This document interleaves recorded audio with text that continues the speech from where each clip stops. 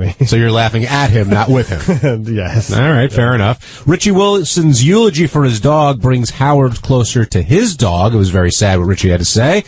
And Eric the Midget having oxygen tank issues and other issues with In Plain Sight that infuriate Gary to the point where, I mean, I've seen people get under Gary's skin. Eric's the champ. I mean, you get so pissed off at Eric, but before you comment, Gary, JD, you had an issue with Eric before any of this came up. Oh, I haven't liked him ever. I can't remember the last time I liked him. And I actually got this email that I forwarded to Gary, and I would like to publicly apologize to Gary. There's no apology needed. I know.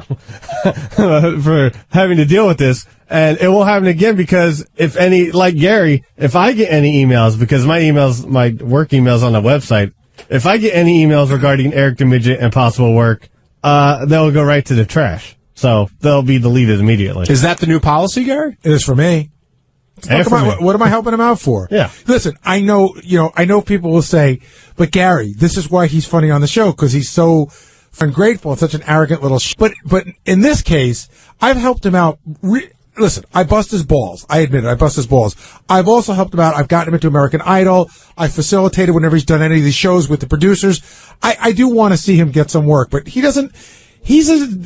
I'm telling you, his handicap is that he's a prick. He's a little no good. You called him ungrateful quite a few times. That's his Achilles heel. What, being ungrateful? Being called ungrateful. Well, he's very good at it. And he's got an agent anyway, so let his agent finally, let him do it. I know, he and his agent are off and on. I never know what's going on. I mean, not our problem. I genuinely, I was on my vacation, and I thought to myself, oh, here's a chance for Eric to make a couple of bucks. I'll forward this along. I never imagining that it could turn into like a scathing email back about what I am and how I don't listen. How do you think this is going to turn out? Poorly. I think they're probably just about done with him. He couldn't, I said to the guys in the office, I said to Howard on the air, they run a business. He doesn't. So I'm going to side with them. When I see what they say and I see what he says, he doesn't understand. He's like, oh, we just did this. He couldn't even be honest about how many times. I only spoke to them once yesterday. Twice. Well, the third time I spoke to them. Scott in Michigan, you're on the wrap-up show. He wasn't fully awake there. Hey, guys. How's it going? Hey, Scott. Hey, do you guys just, tolerate Eric because he's kind of part of the program? Or, I mean, if that guy dealt with me like that, I would be like, I wouldn't deal with him at all. I don't see how you guys can put up with him, especially Gary. He really gives Gary the business. Well, again, you're right. I mean, there's a lot of people, not a lot of people, but there have been people on the show in the past. A lot of them have been part of the whack pack that I just can't deal with. But you deal with them because they're good for the show. So I'm never going to not put Eric on. I'm never going to not notice a request from Eric for something. Will deals with him mostly anyway, but I got sort of pulled into the vortex because I was dealing with the producer from In Plain Sight. But no matter how much I dislike him, I will never let it, ruin anything that goes on with him being on the show. I thought Eric was completely wrong for sending you that mean email. That was a favor he did. But it does seem to me, with the facts we have, that it seems to me like the producer, Neil, what's his name? Neil Strauss. Neil Strauss. No, John Strauss. I mean, John Strauss, sorry. Neil Strauss picks up women. That's cool. But it is looking a little bit for a story. And I'm not saying he's not for publicity or anything like that. Just like, I think it seems like when he was on, he kind of enjoys the whole Eric thing. He does. But I had conversations with him off the air, and he's like, yeah, seems like it would be fun, even from the beginning, but I'm running a show, and this can't be my whole day. But it's an easy decision to make. He doesn't need to keep writing you letters about it. Well, we'll see. He's forwarding me stuff. In other words, he's forwarding me stuff like he's trying to facilitate this, and over and over and over again, Eric has issues. Well, it's like grade A, 5-star asshole issues. It sounded like Eric said, and it's like a lot of these things we don't have the exact facts. I don't believe a word that comes out of the little. Did they give him dates, and then they said, wait, we need to change them to these dates? That's what he says, but I don't believe him because again, they run a business and he doesn't. And when you said it was the last 2 days, was it they said any of these days are possible, and Eric chose the last 2 of what they offered him? The email that I read was, Eric has moved his days because he can't get an oxygen tank, and the only 2 days he can do are the last 2 days we're shooting. That's what I read. And this is a business where you're used to dealing with divas. And change. But you don't believe a word Eric's saying. I don't think Eric I think Eric believes what he's talking about, but because he doesn't function in the real world, I don't think he understands how the real world operates. I think he thinks he's right. I don't think he's flat out lying. He thinks, well, I need to do this, I need to do that, because that's how I mean, really, what's Eric's schedule? Get up, eat, and I'm not sure what he does on a day-to-day basis. I'm just saying he doesn't follow a schedule. So when he has to follow a schedule, I can understand why it might be difficult for him. It's nice that you put it in that order, though. Vince, you're on the air. Hey, good morning. Who straps their dog to the top of the car if he's a rich guy? Mitt Romney. He's a multimillionaire.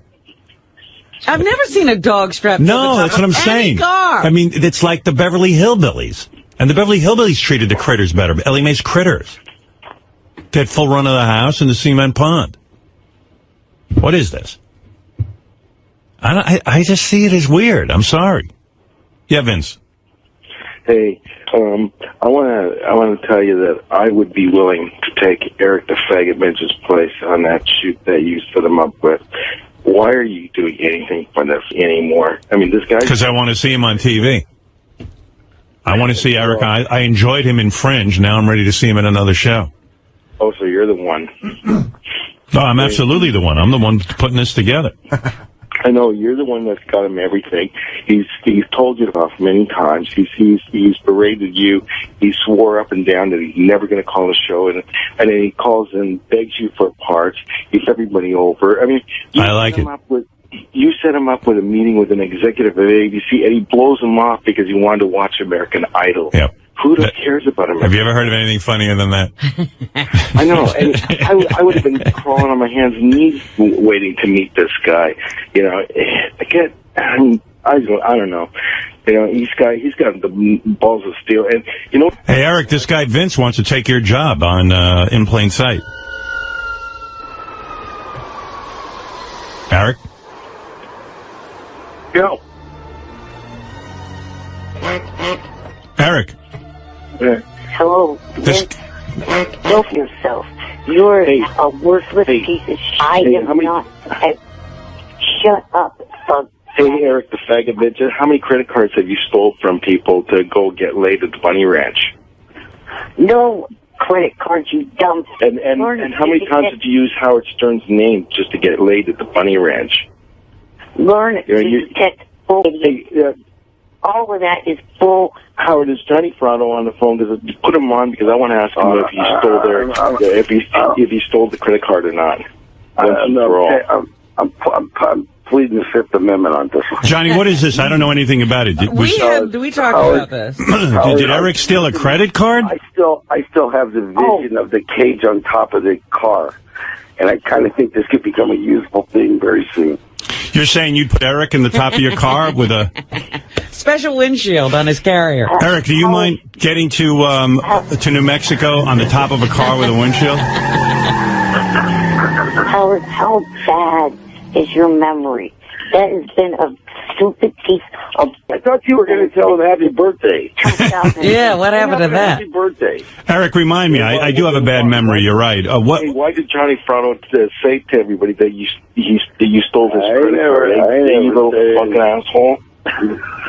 You're a liar. You're a piece of shit. And you know something, Eric? You have no idea what you're doing yourself. You're only shooting yourself in the foot because you keep getting Howard keeps getting you these acting jobs. You keep becoming more and more difficult and demanding. And you know what? Sooner or later, everybody in Hollywood's going to say, you know, we've had enough of the guy. We don't want to hire him because of all the costs. You mean you really think everyone in Hollywood will be thinking about Eric enough to say for you? Howard, that's a compliment. How many calls have you gotten and say, hey, we're thinking about hiring Eric for this, that, 2. I think there'd be a little more if he wasn't so ungrateful and a little greedy cocksucker. Eric, anything? I am not ungrateful. You piece of just the fuck Vince. I am not. Hey, you know what? Well, Vince, let him respond. You know I've got a perfect part that I want to use you for. You know that game? You know that video game Leapfrog? I want to use you. I'm going to have a remote control and put you in a wheelchair and a remote control. I'm going to have you going back and forth across the freeway. And I'll tell you, I'm not very good at the game. So the first truck comes by, I hope the guy hits you. Vince, I recognize you don't like Eric, but allow him to respond to these seething. There's nothing left to respond to. He lies all the time to everybody. He's a piece of shit. He doesn't care about anybody else. Wow. Eric, you want to respond? hang up on this dumb ass.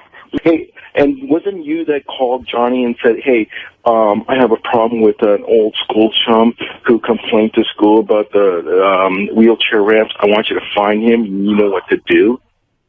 Well, that is true. That I do remember. Yeah. You think Johnny's going to go out of his way to whack some guy for you? I'd rather whack you. Johnny, did you ever... That's a good question. Johnny, did you ever whack that guy that Eric wanted you to... Absolutely not. I don't do things like that. But do you think that we could find that cage?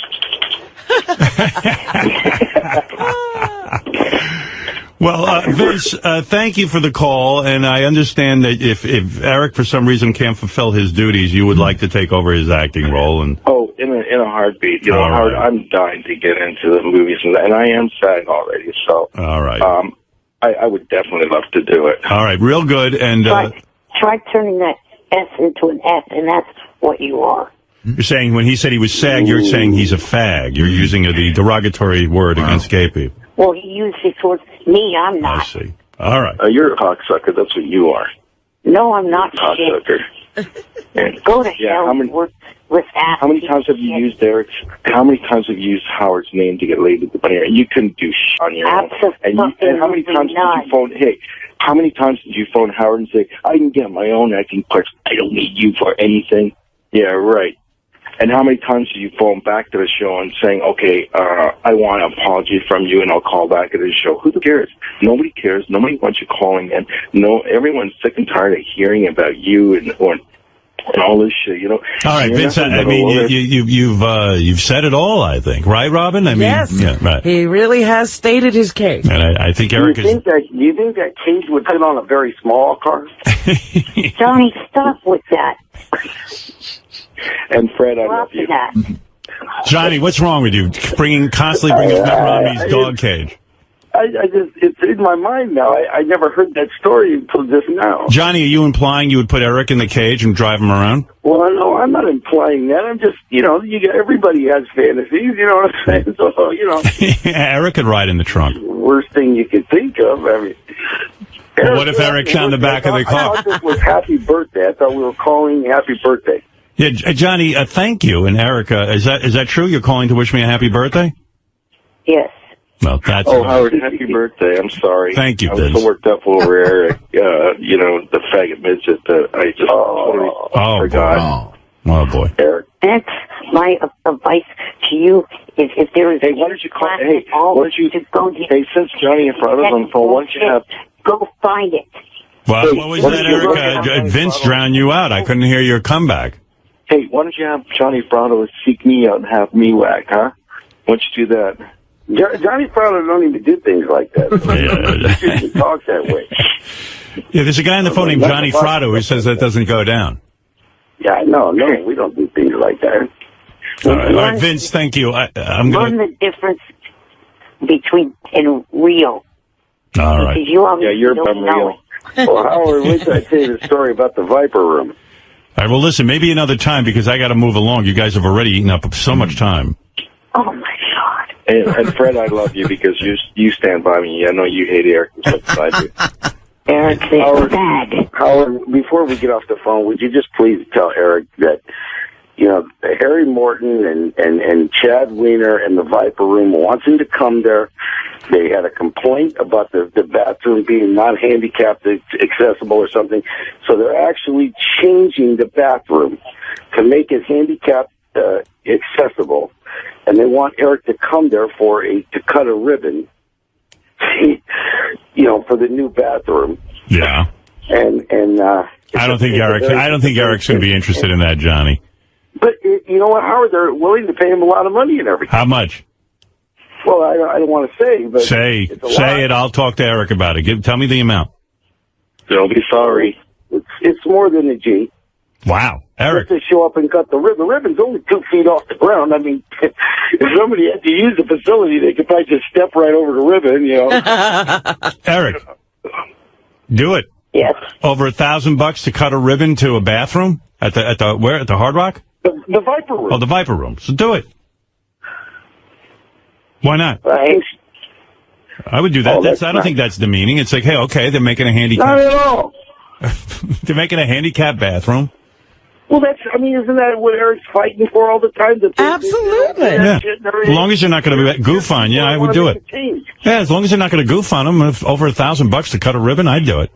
No, they went out of their way to build a bathroom for handicapped people to get to. They didn't even have to do it. Right. They did it because they care about handicapped people. It's not a trick ribbon. They care about handicapped people. It's not a trick ribbon. It's nothing like that. No. It's not uncuttable, like one of those candles you can't blow out. You're going to be there for an hour. Well, don't put any ideas in my head anymore. Eric, why are you thinking of not doing it? It's not like electrified. That's the electric ribbon. Johnny, can I please answer? Go right. Oh, please go ahead and answer. Yes. Because they wanted me to do it while I was going for in plain sight. They didn't realize. Hey, Johnny, did he ever return that stolen credit card? They changed it from in plain sight. Oh, fuck and you. And they said they'll give you the date that you want. Vince. Hey, Johnny, did he ever return that stolen credit card from you? Eric, never. Nobody ever stole it. I have never seen his credit card numbers. You dumb, stupid idiot that cannot tell. Really? Have you ever used Howard's name at the Bunny Ranch to get laid? You fire? Well, Howard set up the Bunny Ranch. Yeah, I set that up for him. I wanted him to. No. He set it up once, but then around Christmas time, he went back and used Howard's name just to get laid, and they comped him. Yeah, well. No, I remember it. It was right after. Yep. What do you mean? Eric claimed he was me? With Howard. And that went over. I'm Howard Stern. Hey, listen, Vince. Yeah. There's so many things on the table here between the credit card accusation, the Bunny Ranch accusation. Hey, what about the other threat? The other threat the other night. I heard there was a threat the other night. I know Eric didn't do that. What threat? There was a threat that Gary knows about that somebody made the other night. I don't know. Somebody was talking Eric about threatened the whole family. What is that, Gary? I don't believe it. I don't know about any threat. Hey, Eric, if you do this job... Shirley knows about it. Shirley knows about it. Hey, Eric, if you do this... Let me get focused here for a second, because it's getting very confusing. Let's get back to this gig that they're offering you to cut the ribbon. Can you use the scissors? Yes. Oh, you can? Why couldn't he? Yes. Well, you've seen his hands. He's club-handed. He'll use two hands, I think. And they said they would put the ribbon down real low. Can you use the scissors with one hand, or do you have to use two hands? What? First, why the fuck is that asshole still on? Who, Vince? He's club-headed. That's what he is. Club-headed.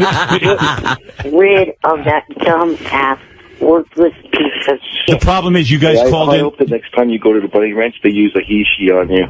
You know what? The problem is you guys called in on his phone call, so I got you all on the same line. I can't get you off.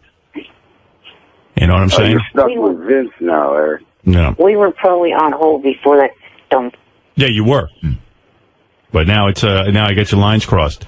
Hey, but anyway, let me just say this: you can use a scissor with one hand or two. Two.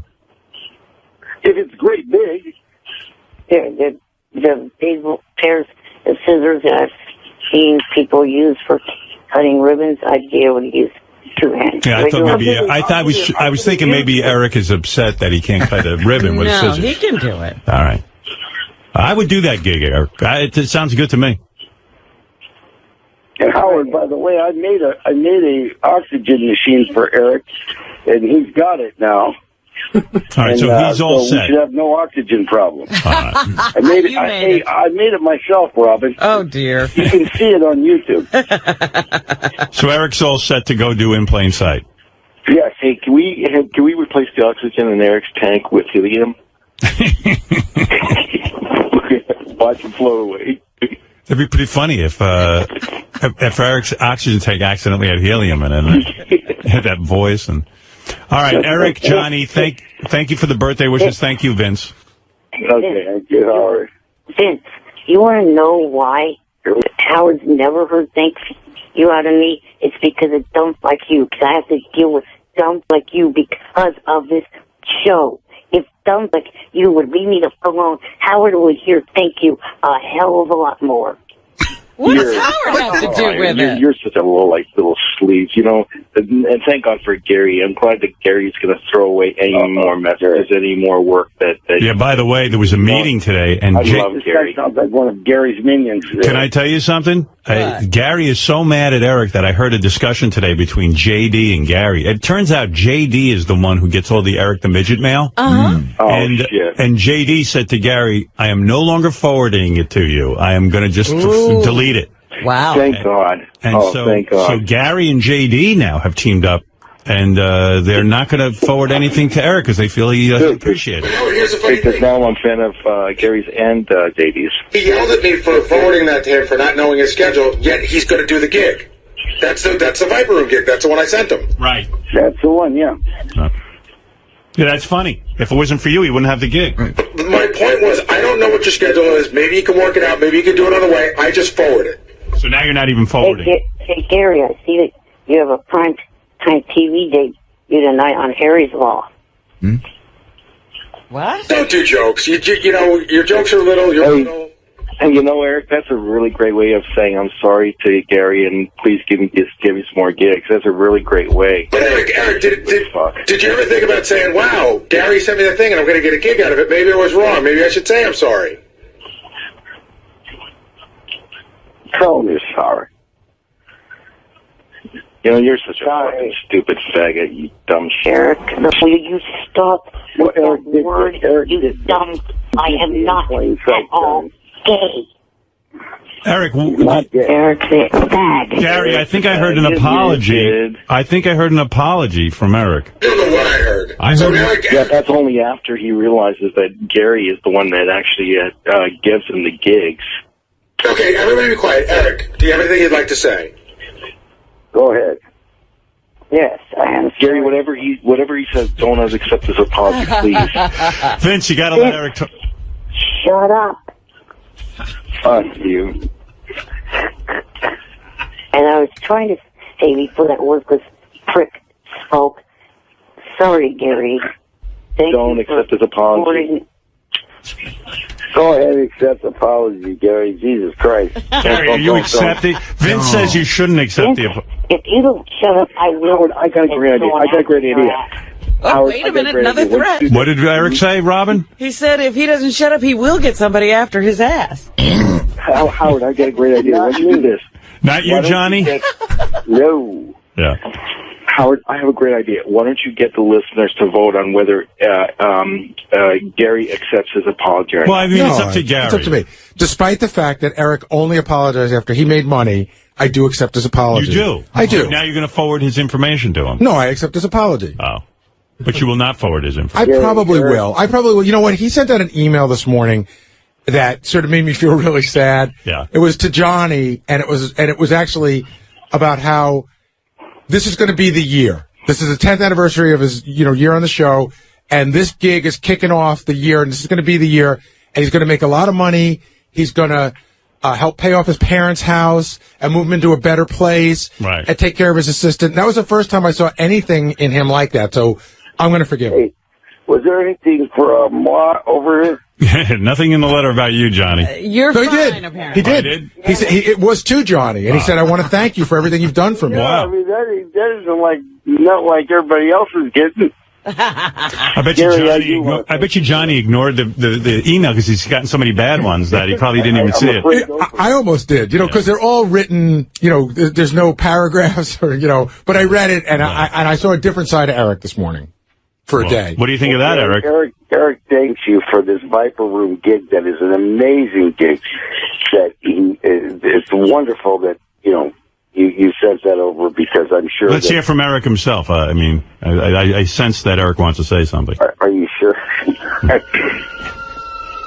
Yes. Like I said, I was sorry for the email that went back and forth between you and I, Gary. Gary, don't get fooled by this little faggot cocksucker. Don't get fooled. Gary, he's going to pull you under the bus again. Now, come and find me, Eric. Hey, Eric, come and find me. What are you going to do, hit me in the kneecap? What do you do, Vince? What is your occupation? Oh, right now I'm still looking for work. Right. Oh, gee, what a shock. So that's why you're so upset, because Eric's getting opportunities that you would love.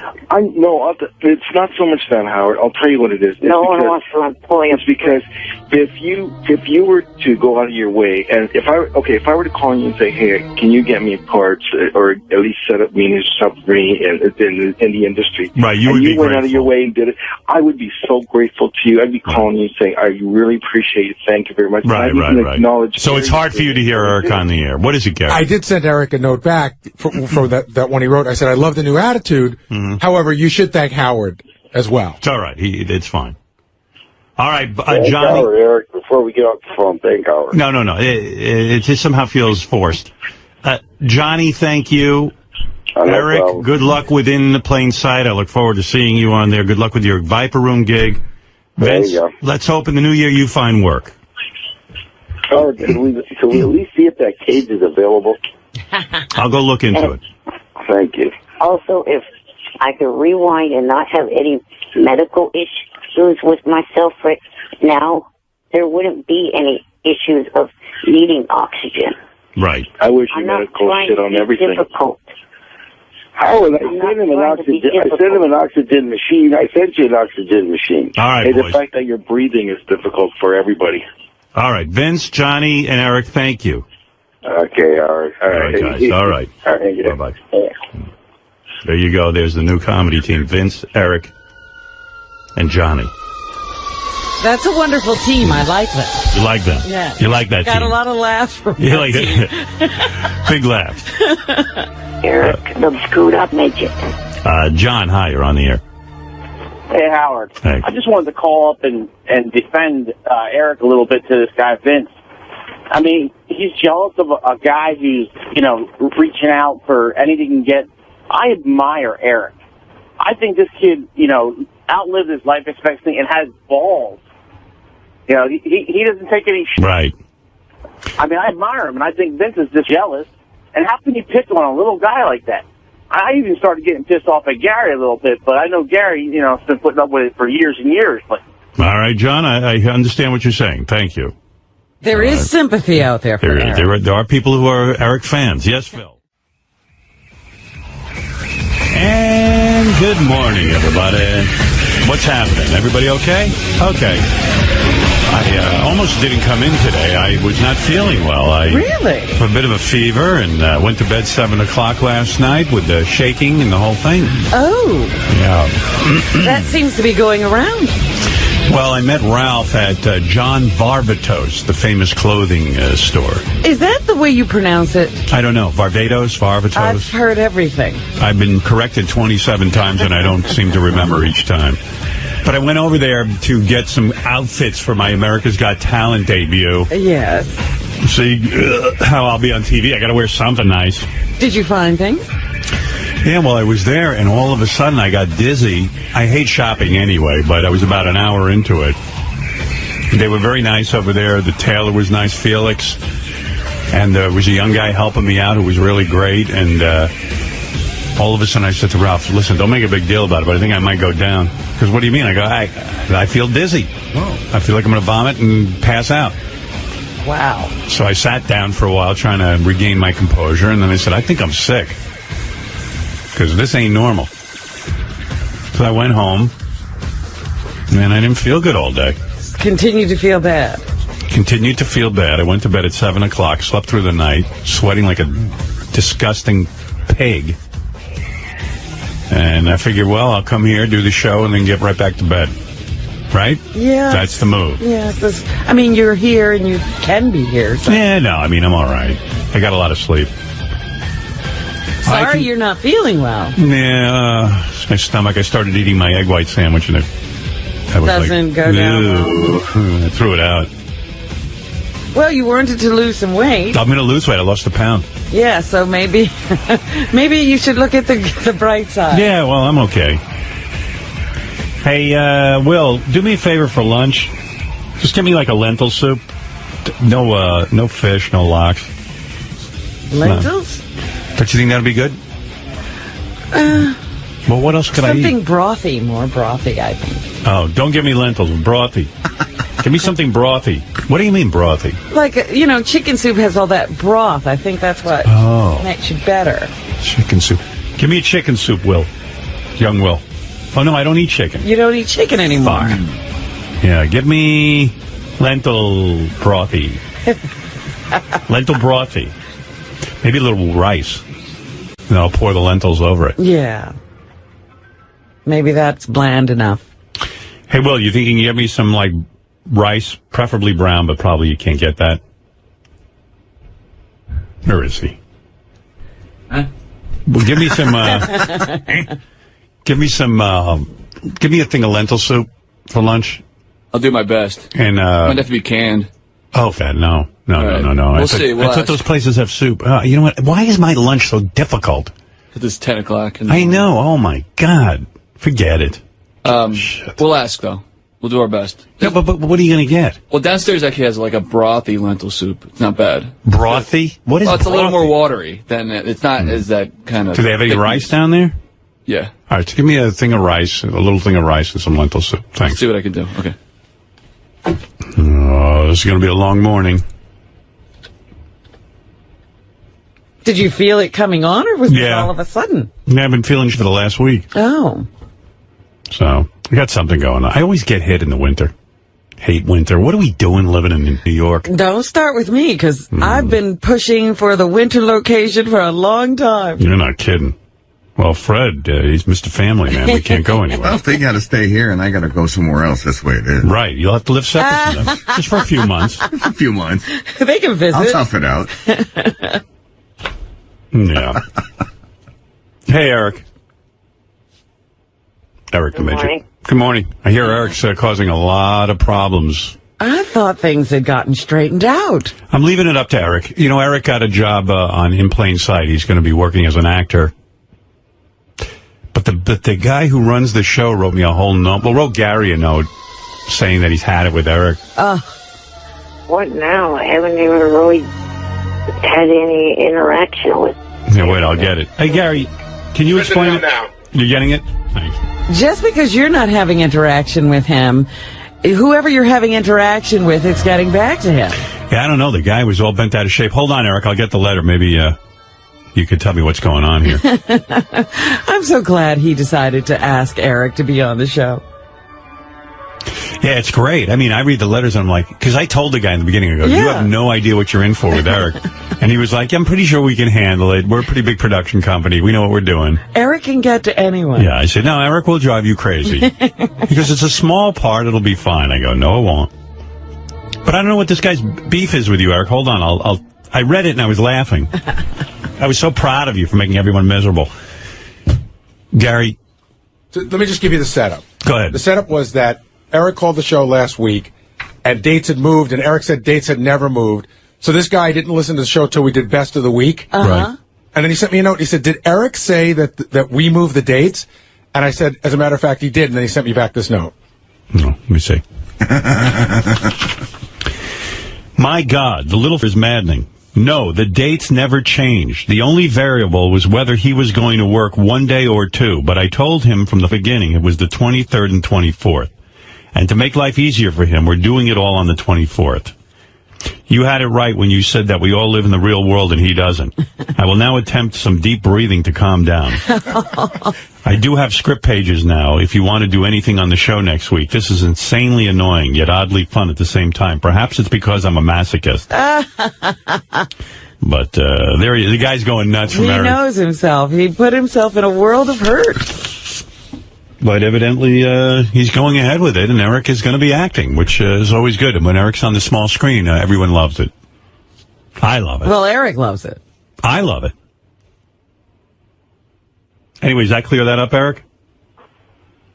Yes, but I don't know what he's talking about because, the only date changes, like I said, was on their part. The only thing I did was change the 23rd from being a morning flight to an afternoon flight.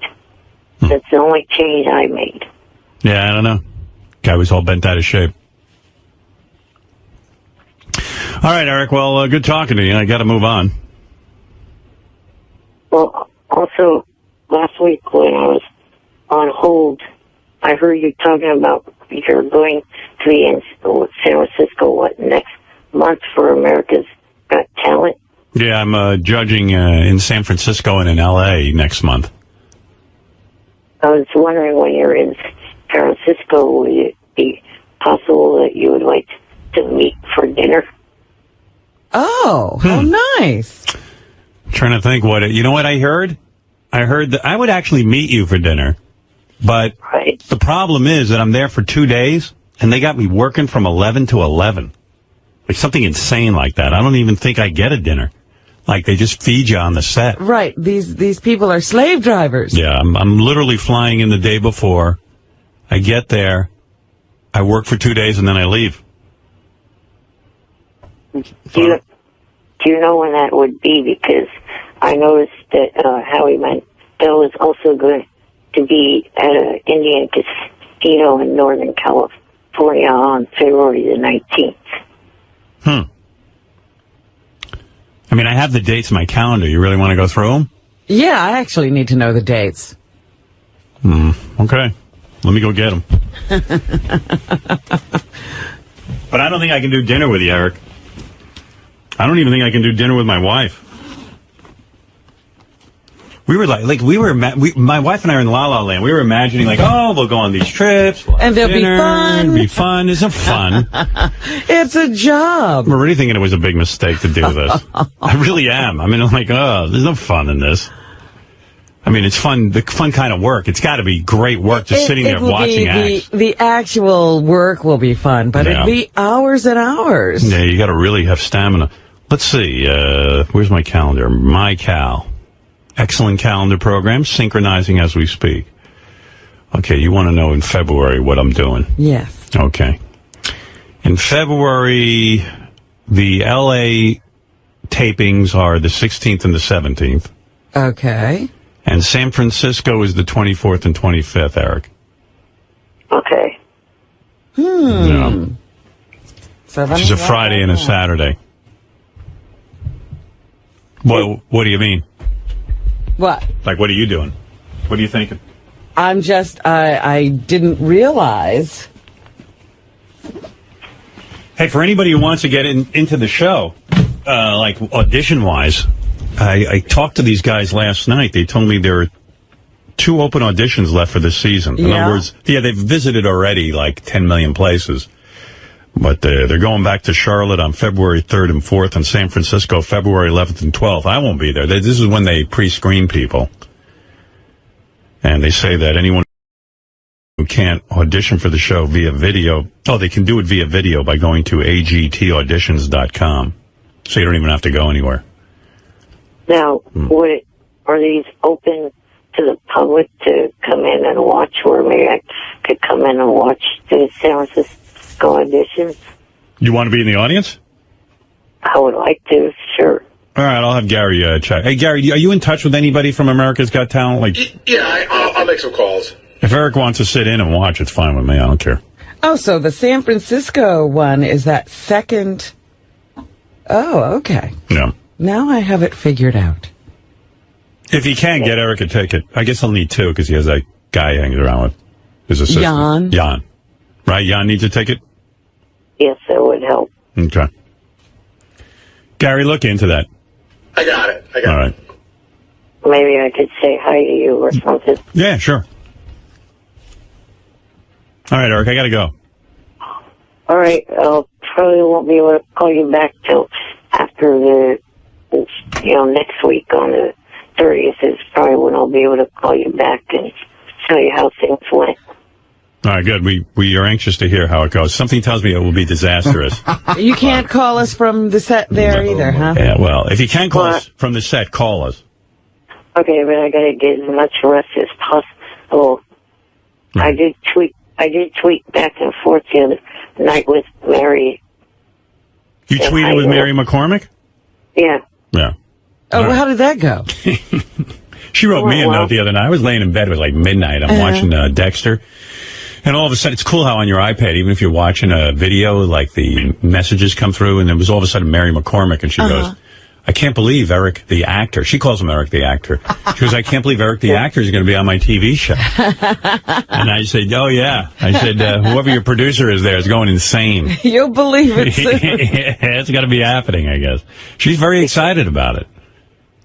Oh, she calls me by the correct nickname. Thank you, Mary.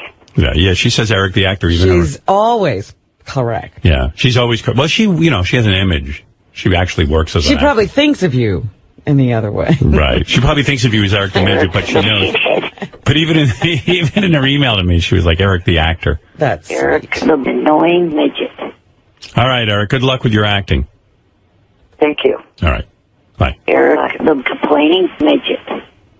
All right, there he goes. Eric the midget off to Eric the actor, Eric the acting midget, who will be on In Plain Sight, and evidently he will be with me in San Francisco. Eric the obnoxious midget. And you're going to miss dinner. I'm very sorry about that. I'd go to dinner with him. It might be interesting. I like to watch him eat. I mean, I don't know if it's a whole ordeal or what, but I would watch that. But I really don't have any free time. It's going to be quite the pig. Yeah. You know? I'm already having, like, agita over, am I taking on too much? Are you going to stay out west that whole time? What do you mean? Because, in San Francisco? I mean, Los Angeles. L.A., I'm leaving a couple of days early because I got some meetings and stuff. I see. Yeah.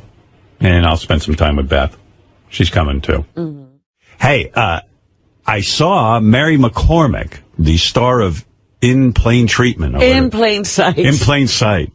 In Cold Treatment. The star of In Plain Sight, Mary McCormick, tweeted a picture of her on the set with Eric the actor. Really? Yeah, so evidently he didn't. Boy, was I shocked what Eric looks like now. What? Well, I hadn't seen him in a long time, as you, I'm sure you haven't either. No.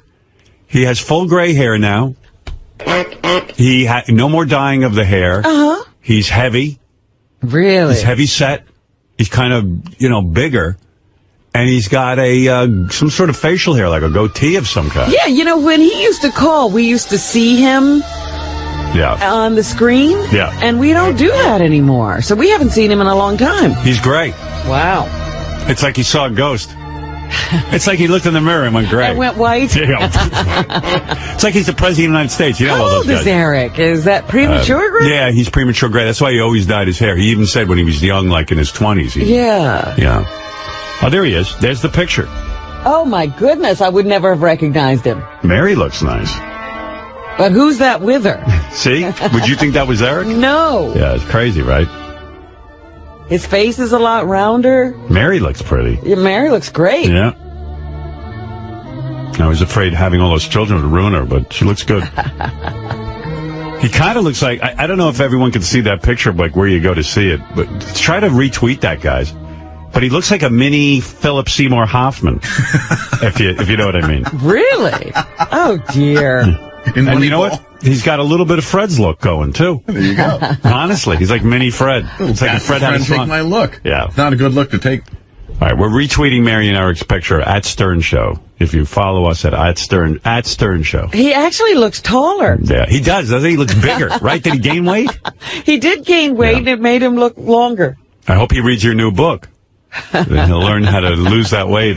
Well, it's a cookbook. Maybe it'll make him fatter. Oh, right. Yeah. Maybe he went gray. He saw a werewolf in... wasn't he afraid the werewolf would attack him in New Mexico? He was. Well, it looks like he's safe. Coming soon, the horrifying new film, A Midget Werewolf in Albuquerque. Cut! That's a wrap. Great job, Eric. You need a ride back to the hotel? No, I'll just drive my power chair through the moonlit desert by myself. I'll be fine. Okay, we'll see you on the set tomorrow, Eric. Oh, what a beautiful evening. Who's there? Is that you, Kelly Clarkson? Stop biting me! That's my favorite part of this movie, when Eric mistakes the werewolf for Kelly Clarkson. He just bit my 5-inch cock! Witness the horrifying transformation. Well, it's time to jerk off. I'll just pull out my 5-inch cock. Oh, look at that beautiful full moon out my window.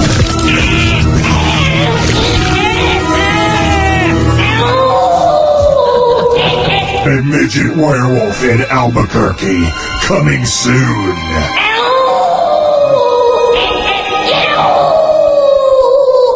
He told me he was going to call me from the set, but he never did. Well, he said he would try, but, Right. He has to conserve his energy. He also said he would be resting, so he'd be ready to work. Howard, the producer emailed me last night, and he goes, well, it's done. We got through it. And I sent Rebecca a note asking her how it went, but I haven't heard back yet. I said, was it worth it, and did it go well? But I haven't heard back.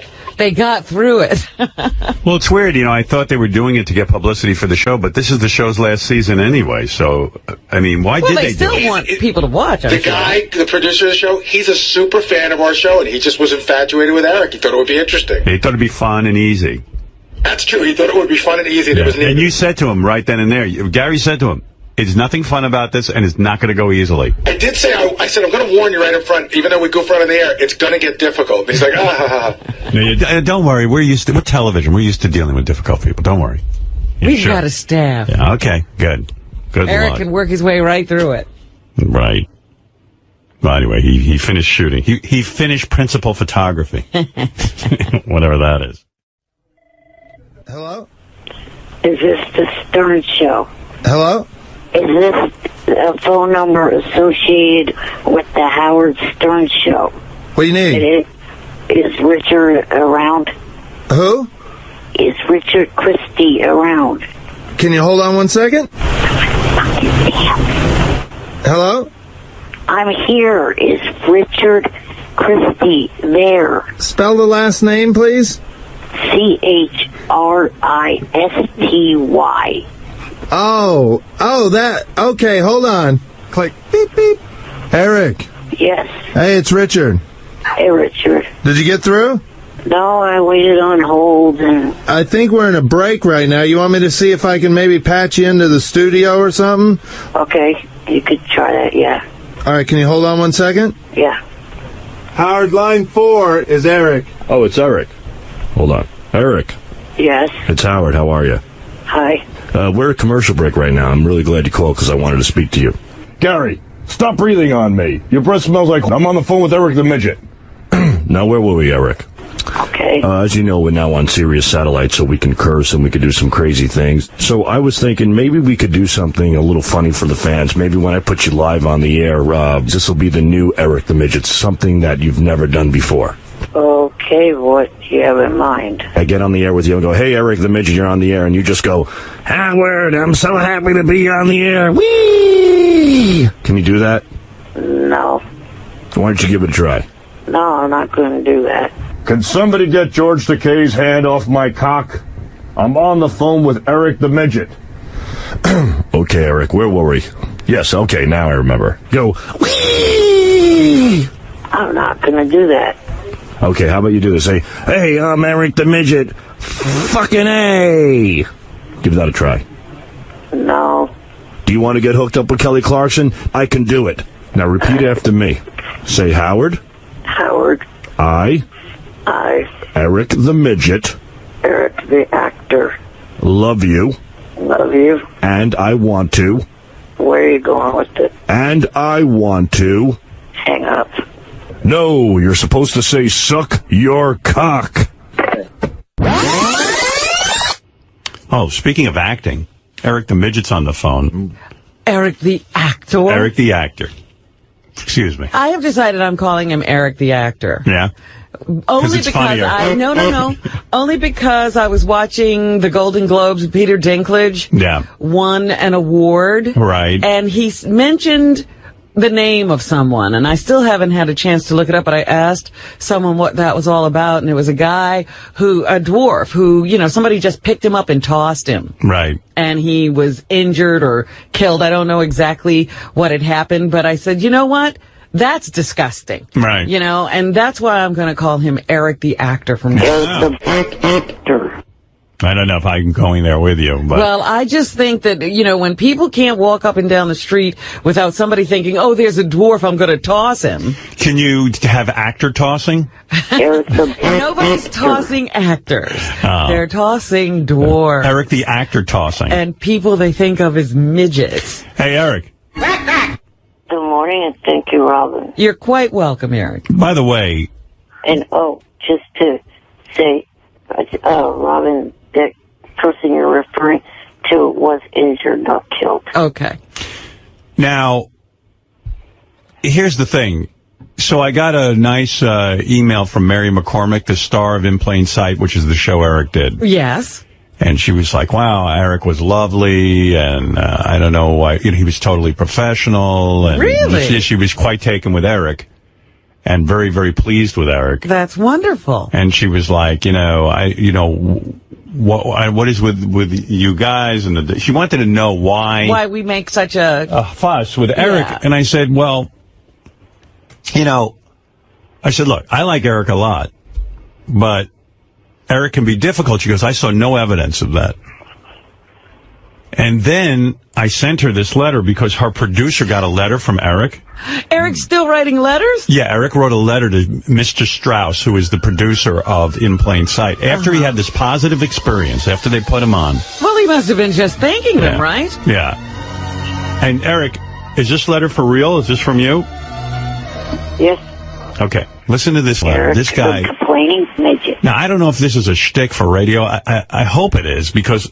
Hey, Mr. Strauss, again, I want to thank you for having me on your show. It was great meeting Mary and the other people who work on it. I had a great time. Wonderful. Now on to business. Oh. As you are aware that my contract stated that I would receive 2 20-ounce Pepsi-Colas a day for each day I worked. 2 20-ounce Pepsi-Colas every day. Right. But no Pepsi-Cola was provided for me the entire time I was there. Come on, Mr. Strauss. If this was Johnny Depp, he would have had the Pepsi-Cola. Johnny Depp? Which, by the way, Johnny Depp was actually staying at the same hotel I was at. How bad did you harass him or look for him? I didn't even know it till the day I left. Yeah, good. Lucky for Johnny Depp. I am owed Johnny Depp probably got your Pepsi-Cola. I am owed 4 20-ounce bottles of Pepsi-Cola. Are you serious? Yeah. I'm sure that this was a mistake and not intentional on you or your staff's part, but a deal is a deal. I wouldn't even bring this up at all, but this is my year end, and the people who do my books and take care of my things are really giving me hell over this. No, they're not. What are you talking about? What difference would 4 bottles of Pepsi-Cola make? Who are your people who are giving you a hard time? That guy who takes care of you? Well, I don't know if I want to say or not, but... What is the problem if you don't get this Pepsi-Cola? Just, if it's something that's promised in the contract, it should be honored. But you say people are giving you a hard time. Why is the missing Pepsi-Cola a big problem? Because then, for future, when that's in the contract, then, Yeah, but you say the people who do your books and take care of things are really giving me hell over this. No, they're not. You just want your Pepsi-Cola. Well, listen to the rest of this letter. Okay. I didn't tell my manager, Johnny Fratto, about this, as these things can cause him to get very upset and mad and make things get very uncomfortable for people he thinks are screwing me around. Stop it. So best that we work it out among ourselves. Let's try to settle this as fast as we possibly can. No reason to get the lawyers involved. Lawyers? Yeah. You would hire lawyers to try to track down 4 bottles of soda? He has no money to hire a lawyer, and... Is that a joke? Let's get the lawyers involved? No, it's not a joke. This, I believe, was something... Eric. Eric, please tell me that this is a bit. It's not. So the guy from In Plain Sight, Mr. Strauss, immediately got in touch with Gary and said, is this guy for real or what? Gary, what happened? What did he do? It started out with, hey, listen, this is just between you and I. Eric was a nice guy on set, so I feel so weird because I got this note, and I think he's threatening me, and I don't know what's going on. So then we went back and forth a little bit. I said, listen, don't worry about sharing the note with me, because he sent it to everyone on our staff. So the last that I got from him was, you know, Gary, the more I think about it, in my sake haze, the angrier I'm getting. I was ready to heap praise on him. Now I'm ready to tear him a new one. He's threatening me over Pepsi. Does he ever want to work for anyone again? Well, you know, Eric, you got a guy who is on your side.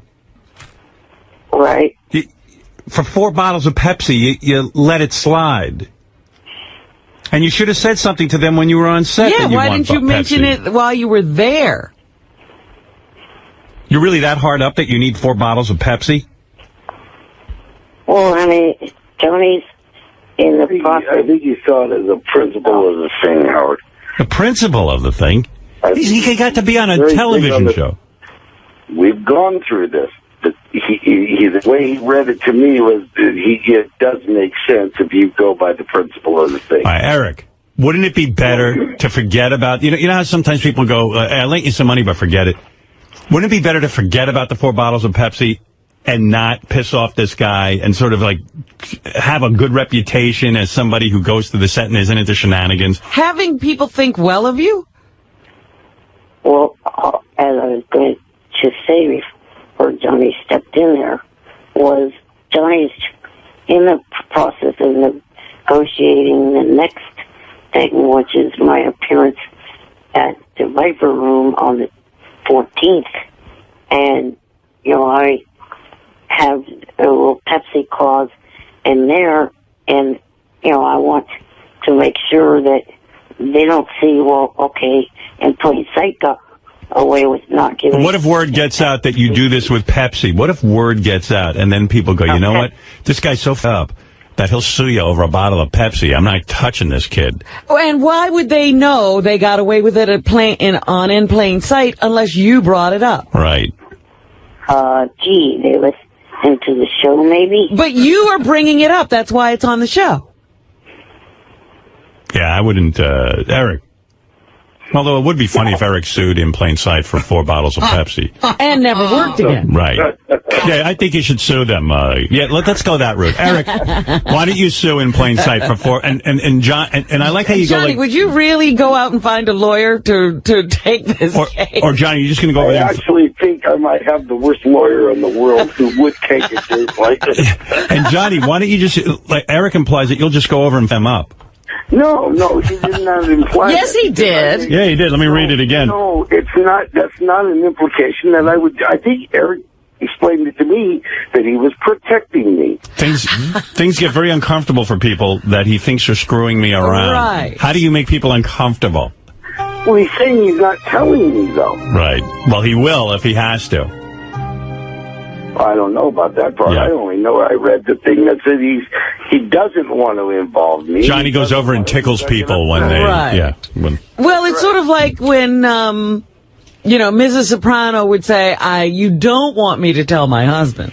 Eric, what I understand a contract is the thing, and you had a contract for 4 bottles of Pepsi, but, sometimes you just go, screw it. You know what I mean? Well, what if AGT left something out of their contract with you? It would depend on how big it was. And he would, if he needed something, he would get it while he was on the set. Wait a second. At what level? Like, why does Eric think he's at the same level as you, Howard? You've earned something. Yeah, but okay, a contract is a deal. But here, I'll give you my philosophy, Eric. It's like if it's a big item, of course you can't let it go. But like, okay, I've got to go out to L.A. and do America's Got Talent. And theoretically, they've agreed that they'll pay for my hotel, But I'm bringing my wife, and I want more room in the hotel, so they were kind of like, wow, you're coming out, and, we planned on a certain budget. I said, don't worry about it. I'll pay for the overage. Yeah. Right. I could have pressed them on it and said, no, you've got to take care of this. You hired me and blah, blah, blah. But sometimes you just kind of, you understand the other person's point of view. But also, Howard, if he needed the Pepsi, he should have asked for it there. Wouldn't he have asked for the Pepsi while he was there? Eric, it's kind of gauche to be waiting at your house for 4 bottles of Pepsi. When you were there, you theoretically needed the Pepsi. You didn't ask for it, so let it go. I've tried to look for it, and it seemed as if John was out walking around in Albuquerque in the rain, looking for Pepsi. So why not go? So why not go? Why not call the producer at that point and say, "Gee, you guys promised to give me some Pepsi, and it's not here." You don't need it now. Well, actually, he does. And by the way, Eric, maybe you shouldn't be drinking that sherry. Right. 4 bottles of Pepsi? 20 ounces. 4 bottles. How much is that? 4 ounces of Pepsi? No, 40. I mean 40. 20 ounces of Pepsi Yeah. is 40 ounces a day. Yeah. How much is it for a bottle of Pepsi, Eric? Price-wise? Yeah. $1 to $1.50. All right. So you're gonna quibbling. You're gonna piss this guy off for like $5. You know, it does seem a little bizarre, doesn't it? Well, whatever we do, Howard, let's try to solve this, because Eric's got a thing at the Viper Room coming up next week. All right. Not next called, week. John, not next week. Or the week after. It's called Eric's Got Talent. Eric's got talent. Eric is going to be judging strippers who are pole dancing. Oh. There's a show I Sounds watch. like fun. There's a show I like. Eric will be the thing, and we would love to get Howard TV over here. This is the gig that he yelled at me for sending to him, by the way. Right. Yeah, this is the... Yeah, but... Yeah, Eric, you were angry Gary sent this to you. From what I remember. Now, Gary, it's doubled what it was. It doubled into something else. Right. I wish him luck. It started all the ribbon cutting. And imagine they're listening to this going, oh, this guy is going to quibble over $5 worth of soda. Right. If we miss the soda, he's going to have a fit. Actually, Howard, they knew about it, and they're as we speak, gathering soda. Harvesting soda. All right. Well, Eric, Pepsi Cola. Right, Pepsi Cola. Eric, you listen.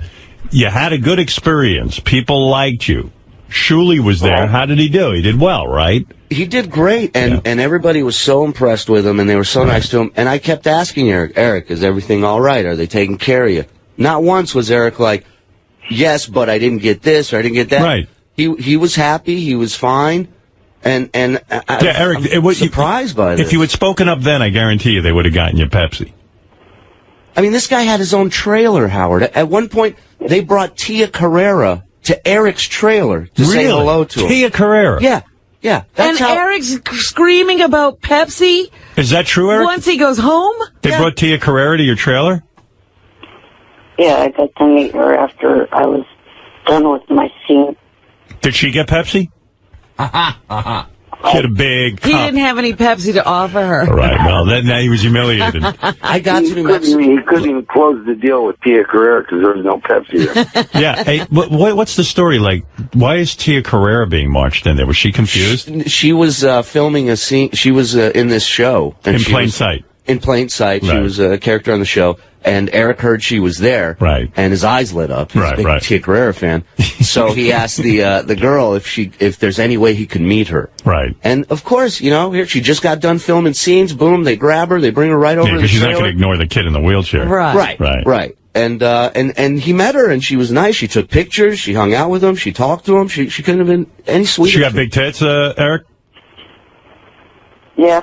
Yeah, they were like twice his size. And like when she leans down to take pictures with him in the wheelchair, her titty's like right on his head. Just giant rack right next to his face. Oh, he must have been in heaven. He was. Were you in heaven with that big rack? Yeah. Tia, do you think I could squeeze your titties? You know, that wheelchair thing goes a long way. It does get you places. Right. Yeah, I wonder how far he could get. Like, I've never felt a woman's titty. Like the Elephant Man. Yeah, right. He had that look on his face twice when New Mexico. Once when Tia Carrere was in his dressing room, and the other one when he was filming a scene and the bunny rabbit came out. They had a live bunny rabbit for his scene, and his eyes lit up for that He as liked well. that. Yeah, he loves the animals. Tia, do you think I can pretend to be a baby and you could nurse me? I've never been breastfed. My mother never breastfed me. I think that's why I have His compliment's like 20 years old. He's like, oh, I loved you in Wayne's World. Is that what he said? That's the movie she did on. What else you done? Right. You were fantastic in, oh. You know, what a career. It's funny her last name is Carrere, and she hasn't really had much of one.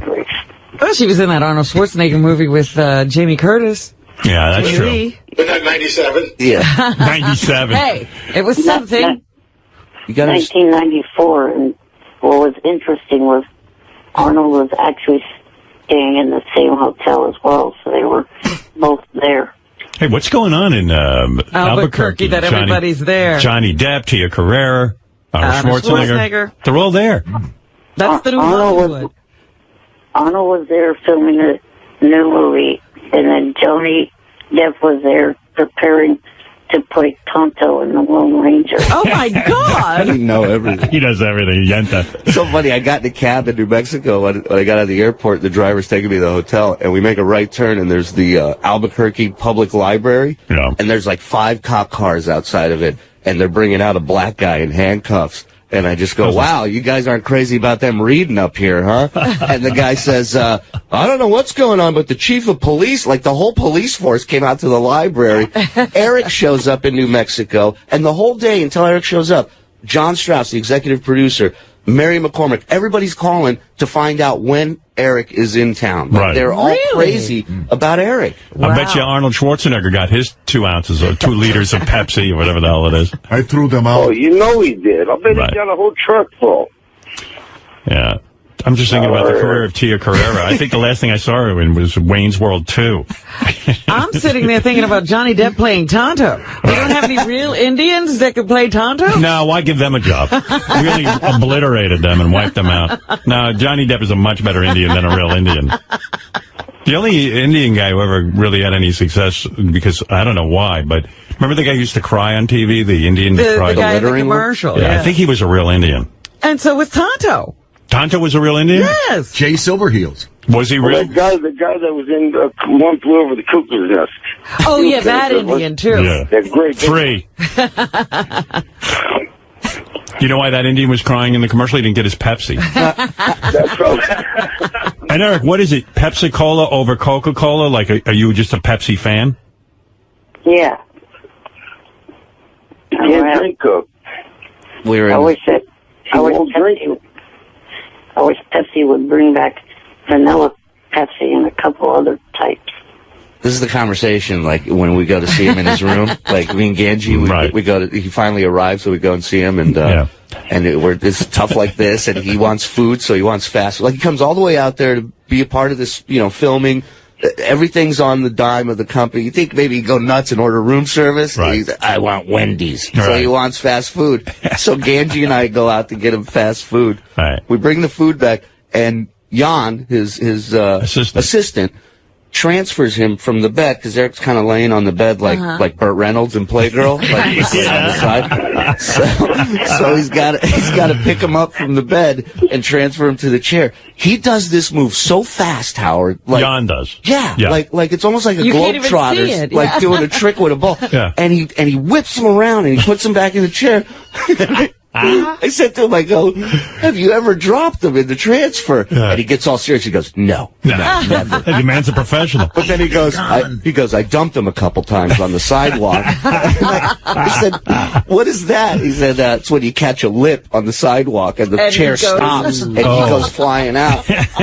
I wish they'd video that. He said that happened on the Vegas Strip. And I'm imagining people walking down the strip drunk, seeing a midget flying out of a wheelchair. So when you're in the room and you got to like hang with Eric, is the conversation incredibly dull? I mean, is it like just tedious, like watching paint dry? No, I mean, you're excited to see him because there's a lot of hype, and we don't get to see Eric in person a lot. Right. So we're excited, and then it always happens every time you walk in the room and you're like, holy shit! Like, it's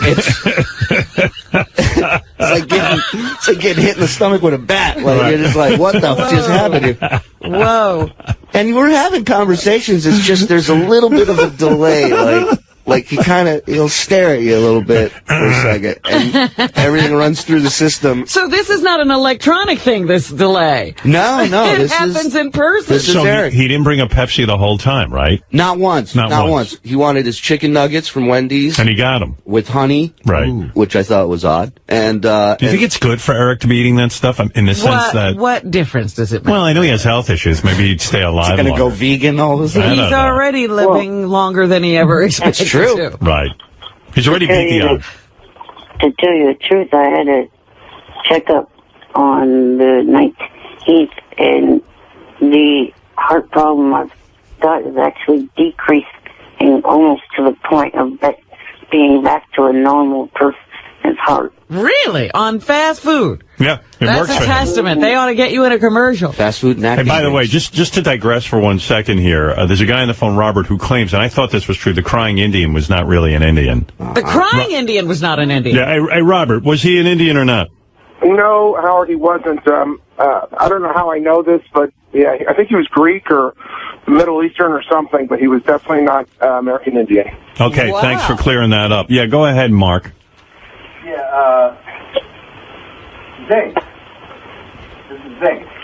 We lost Mark. Yeah, all right. By the way, I was walking, I was with my daughters yesterday. We were all hanging out. I did a photo shoot of them, and then we went out to lunch, and we're hanging out and stuff. So I walk out into the parking lot to go back to the city, and a woman started auditioning for me. It's the first time it happened. She was Really? Yeah, like all of a sudden, she walked by and she was like, "I'm in the mood for love." Just burst into song. Simply because you need me, I'm in the mood for... Whatever the hell she was singing, you know. I was like, I said, okay, I'll put you through the next round. I don't know what to do. Yeah, I'm starting to get that. Wow. That's fun now. By the way, wait a couple months from now. That guy's name was Iron Eyes Cody. Now, how is that Greek? Yeah, well...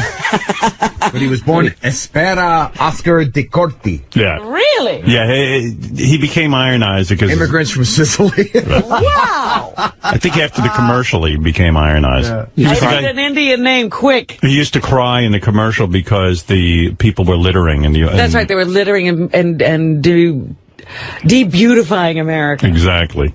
Turns out he was crying because they dressed him up like an Indian. Right. Well, anyway, all I know is he got me in trouble with the best picks because I was looking at the best picks, and then I had to answer all kinds of questions of why I was looking at them. I was trying to explain. I'm doing it for my friend, my boss. I'm just looking. She didn't get it. She totally didn't get it. What's Johnny talking about? Anybody know? I don't know. I think Johnny's conversation is talking about sponsored by best Ambien. Is Johnny on Ambien? I am on Ambien, but I was talking about best pictures. I'm making perfectly good sense. No, I missed it. You're talking about Beth's pictures? Yes. I think he got in trouble for looking at Beth's pictures by his My wife went berserk when he looking at them. I don't think it was because I was looking at the pictures. I think it was because I was looking at the pictures too long. Oh, I see. Okay, I didn't follow what you were saying. Yeah. Um, It was too long. I don't know what the time element on looking at them pictures is. yeah, right. Like if you look too It long, can't be very long. they're mesmerizing. Can I ask Eric one question? Go ahead, Shuli. Ask Eric a question. Eric, has John Strauss received this email, and has he contacted you back yet? Because I know he was very happy with everything. He contacted Gary and said he's livid over it. You know, it's so crazy because he kept saying, I'm surprised because he expected this battle with Eric once Right. Eric got there, and Eric was so nice, and everybody was nice to him. And now he's going to get up by asking for $5 worth of Pepsi, which, okay, when you're there is when you're supposed to drink it, not when you that's get what I'm home. saying. Drink it while you're there. You know, and Eric, even if you had written a funny little letter that said, like, hey, Mr. Strauss, I had a wonderful, wonderful time. This is how I would have handled it. And I got to tell you, everything was perfect. You gave me a great experience. And the only thing missing were my 4 bottles of Pepsi. I bet you the guy would have sent you 5 cases of Pepsi. But now you're threatening him with a lawsuit and Johnny, and you just have no panache. Well, I don't think he threatened him with me. Yeah, he was. I'd get upset and just keep me out of it. Yeah, well, it was an implied threat to me, I think. Eric, you see my point at all, or no? I mean, maybe. Well, ruin all the goodwill you have going for you with a $5 worth of Pepsi. These people built you a ramp, Eric. Yeah. They did? Oh, yeah. Oh, yeah. A couple of them. And they were feeling good about you until that letter. They loved them. Right. All right. Well, you can press them for the Pepsi. I'm sure they would send you $5. Let's not get the lawyers into this. I tried. I talked to so many people on that set. Not one person had a bad thing to say about Eric. Well, I sent a letter to Mary McCormack. I said, "Here's the Eric you didn't get to see." Like this, because she was like, she didn't understand why everyone's always down on Eric. Did you send her this letter? Yeah, the Pepsi one. And then she goes, "Oh, I'm sure Eric didn't write that. I'm sure that like either Johnny Fratto or." She thought it was a joke. And I thought, why do I get the blame? Well, who else is gonna write? Who else knows how to write in that group? And then I thought it was like Jan maybe wrote it as a joke. But then we found out it wasn't The one Jan. we should blame is Johnny Jr. He's the one who... It wasn't Johnny Fratto. It wasn't Jan. It was Eric. Because I think someone, I sometimes even think someone must have put him up to this. No.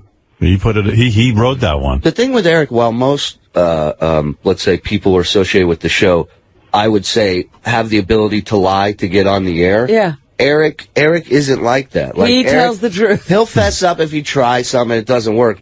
And I talked to him about this letter off the record. I said, look, man, if it's just tell me, is this for real? Because I was really surprised about it. And he says, no, this is for real. Yeah. So, So how long did you stay in Eric's hotel room?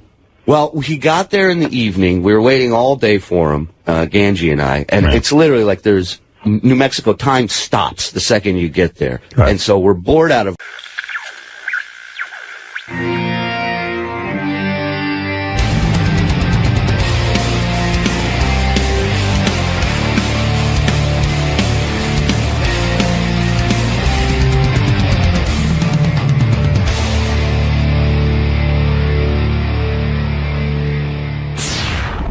Let's go to Mike. Hey, Mike. Hey now, Howard. Hey now. Hey, obviously everybody's been seeing the rumors about the America's Got Talent thing. Is there any legitimacy to that? Look, number one, I saw all the reports of the weekend. Number one, that was really amazing. I am very complimented that every time a judge seems to leave one of these shows, your name comes my name comes up immediately. Now, you know me for many years, Mike. I don't know how long you've been listening, but, there's a million rumors about me. My agent, and let me tell you something, my agent must field 100 calls a day about me doing various things. For the most part, I turn them down. And so... You're such a fan of the show. I love the show. Everyone knows I love America's Got Talent. I think it's the greatest. And I would be certainly honored to sit with Howie and Sharon and judge these lunatics. and let me tell you something. If I was a judge on America's Got Talent, there would be no nonsense. What do you mean? You still got Howie there. Oh, Howie's going to behave when I show up. You're going to make Howie behave. If I was the sheriff on that show, listen. It's funny. I was watching every one of these reports. And some of the reports were like, oh, my God, we can't wait for Howard Stern to be the host. Right. Or not the host, the judge on America's Got Talent. That's going to be something. And then some people were like, well, it's no longer a family show. Howard Stern can't be on TV after... Now, you're only talented judging strippers, Howard. Did you know that? Yeah, evidently. So everybody is judged like a stripper. So, it's funny. The first thing I said to myself is, you mean when I go on Letterman, I'm out of control? You can't watch that. Who knows what anyone is thinking? I've been on network television many times. It's a different kind of animal. Well, again, it goes to that perception that you're out of control. You're a wild man. Yeah. You must be crazy. When it comes to talent and running a business, I've been doing it for 35 years now, 35 plus. I'm probably the most successful radio guy, in entertainment, I'm a phenomenon. Is that the word? Yes. Thank you. What am I going to say? I'm a phenom. That's what I wanted to say. I've had a #1 movie. I had the #1 the pay-per-view specials when they said they couldn't even have them. I've conducted a radio show. I've had books, bestsellers, this kind of thing. So, look. I take show business very seriously. If I was a judge on there, there'd be no nonsense whatsoever. None of this bullshit fake, Howie and Piers used to have a rivalry. Right. It was all horse shit. I wouldn't go for that. I would be there for the talent. I would be there to actually find somebody good. The guy who won last year, if I had been on there, the guy who won last year, whose name I can't even remember, he would never have won. Wasn't it the guy who sang like Sinatra when he was black? Black guy who sang like Sinatra. No one's going to see him in Vegas. And what are they talking about? It was a novelty act. You can't tell me he's going to be a big star. And the only one there, Jackie Ivanko, should have won. I would have made that Jackie Ivanko won the year she competed. That was that little girl. She's the only one who even has a career. I don't know anybody else who's come out of America's Got Talent. Well, let me tell you, it'd be no fucking nonsense with me. But here's the point. Every time one of these shows, I'm mentioned as I'm going to be the next judge. I am not the next judge. I have no deal with America's Got Talent. I'm not going to comment on whether I'm in a negotiation because Robin knows this as well as everyone else. I don't comment on negotiations. Who does? I don't. Well, they put in negotiations can go horribly wrong. What? I say they put in quotations serious negotiations, so they must have asked somebody what was going on. Right. But they wouldn't quote anybody. They just, Right. It's a great show. I would be very honored, but there's nothing here to report. It's funny. I don't know why my name is always brought up whenever there's a... People really want me to be a judge. And I'm not opposed to the idea, quite frankly. I like it. But we'll see. I don't comment on rumors. If I had a deal... Well, you'd have to make an announcement, wouldn't you? Want to make a big announcement? Maybe not. Maybe I'll keep it quiet. Oh. I'll just show up on the show. I'll be sitting there. Tommy, go ahead. You're on the air. Hey now, Tommy. Yeah, I was saying, I read that on Saturday about America's Got Talent. I said, please, Howard, don't go to America's Got Talent. Hey, don't you think Piers Morgan dropped the wrong show? Yeah. I mean, absolutely. I mean, I don't think, I like Piers a lot. I've had him on the show many times, and I don't think that from what I'm reading, the CNN thing isn't going that great. That's why he needs the content. I think he really wants this. His background is in news. He was an editor of one of those Murdoch papers. Yeah. And I think he wanted this more than anything.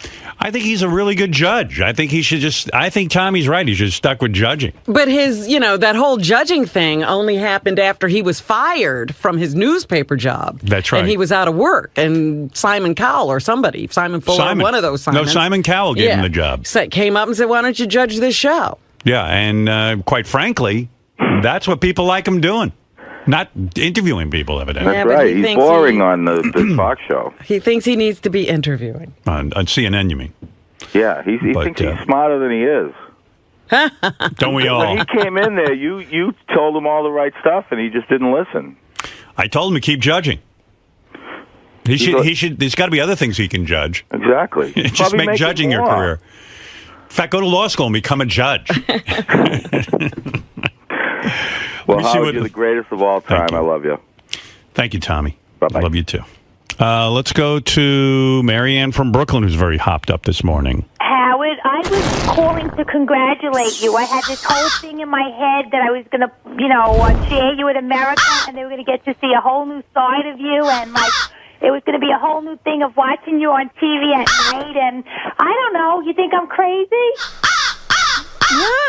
Well, I don't know what you're asking. I mean, I wanted you to go. I thought you were going. I want to share you with more of America. I'm right here. This is where you get me.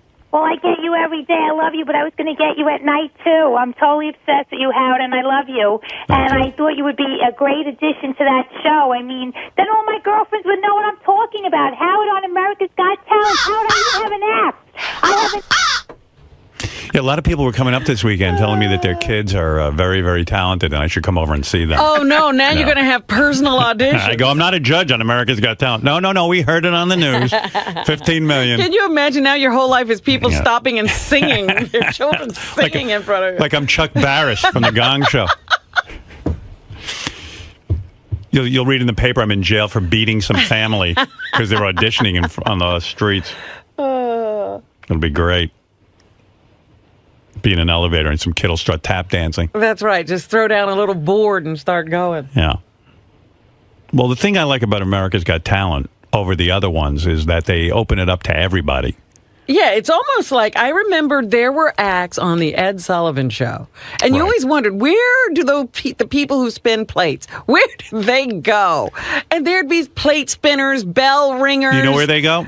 They go on cruise ships and they spin those dumb plates. And then when they hit like 70 years old, if they're still alive, they go to this old age home that is supported, like the show business old age home, even though they were barely in show business. Right. That's who's there, the plate spinners and the bell ringers. Plate spinners and bell ringers and like, see all that nonsense. You're getting them out of there. They're not going to be on your show. They would have to explain to me how they're going to build a career out of spinning plates. I mean, it's terrific talent, but I mean, you're talking about the premise of America's Got Talent is they're looking for a superstar. They're looking for someone who could fill up Vegas. Okay, now I've got to ask other questions because the other confounding acts on that show are tumblers. Right. That's right. They would dance have to, troupes. They would have to explain to me the concept of their show because dance troupes, you would have to blow my fucking mind for a dance troupe to win. You got to be the Blue Man Group. Exactly. That's what it's got to be. Or else I'm throwing you right the fuck out of there. You better be stomped. There are going to be 4 people left when I'm done. It's a singing contest once you're done with it. No, that's not true because... What else do you accept? Comedians, ventriloquists. Oh, okay. Comedians. There was a guy who won the first year. He was a ventriloquist. But, Where is he? He's working in Vegas, believe it or not. He's got a pretty big deal at one of the hotels. Okay. Yeah. No, I'm not opposed. Listen. You're Let not me tell you opposed something. to broadening the scope. You know, some of the biggest movie stars today, who are they? The guys from Jackass. They're on their 4th Jackass movie. Why is that? Well, how are you going to, what? Would they come on America's Got Talent and blow themselves up? Yes. There are guys on America's Got Talent who I've seen who could have a fucking film career. Is that right? Yeah. From blowing themselves up? Yeah. So I'm not opposed to dancers, but you better fucking blow my mind. All right, because that's By the way, what I see. I'm not a judge on America's Got Talent, but this is all fantasy. Yeah. That's all I'm asking because you say there's going to be no nonsense. So no nonsense. You're not but you're not understanding what the producers are going for. I don't care what the producers are going for. I know what I'm going for. Magicians, you don't mind? They're okay. I love magicians. Magicians are some of the biggest acts in Vegas, but you better be fucking good. I better not have seen it before. I see it before. First of all, you remember I used to do magic? Absolutely. I know how to do 90% of those dumb tricks. I'm going to go, are you serious? I'll get up there and get myself in a box and disappear. You better make me disappear because I'm going to vote your ass off. You better be top of the game. Listen, one of the things about talent that I know, because I've made some coin in this business, Robin. To quote, good piece of change. To quote that guy from WKRP. Gary Sandy. Gary Sandy, who yelled at us. Who told us he made a good coin in this business. Where is he, by the way? I don't know. Yeah, but one thing I know, a career in show business takes a lot of hard work. You think the plate spinner doesn't work hard? No, I don't. Because the plate spinner wouldn't be satisfied with it. He'd come up with a broader kind of thing. Jugglers, are they okay? If they have that rock and roll attitude or something new to the game, yes, they are in the game. All right. Listen, I've gone to Cirque du Soleil in Vegas. It's amazing, but it's only part. Everyone is just a small part. Right. It's not the whole show. That's right. If you're going to be big, you got to broaden it out and think it through. You just can't fucking be a plate spinner. Spinning Plates Productions. Nancy and I have many plates we're spinning. How many plates are you spinning now? And that was the music they always play for the plate spinner. If someone on America's Got Talent wants to go retro like this, it's cool.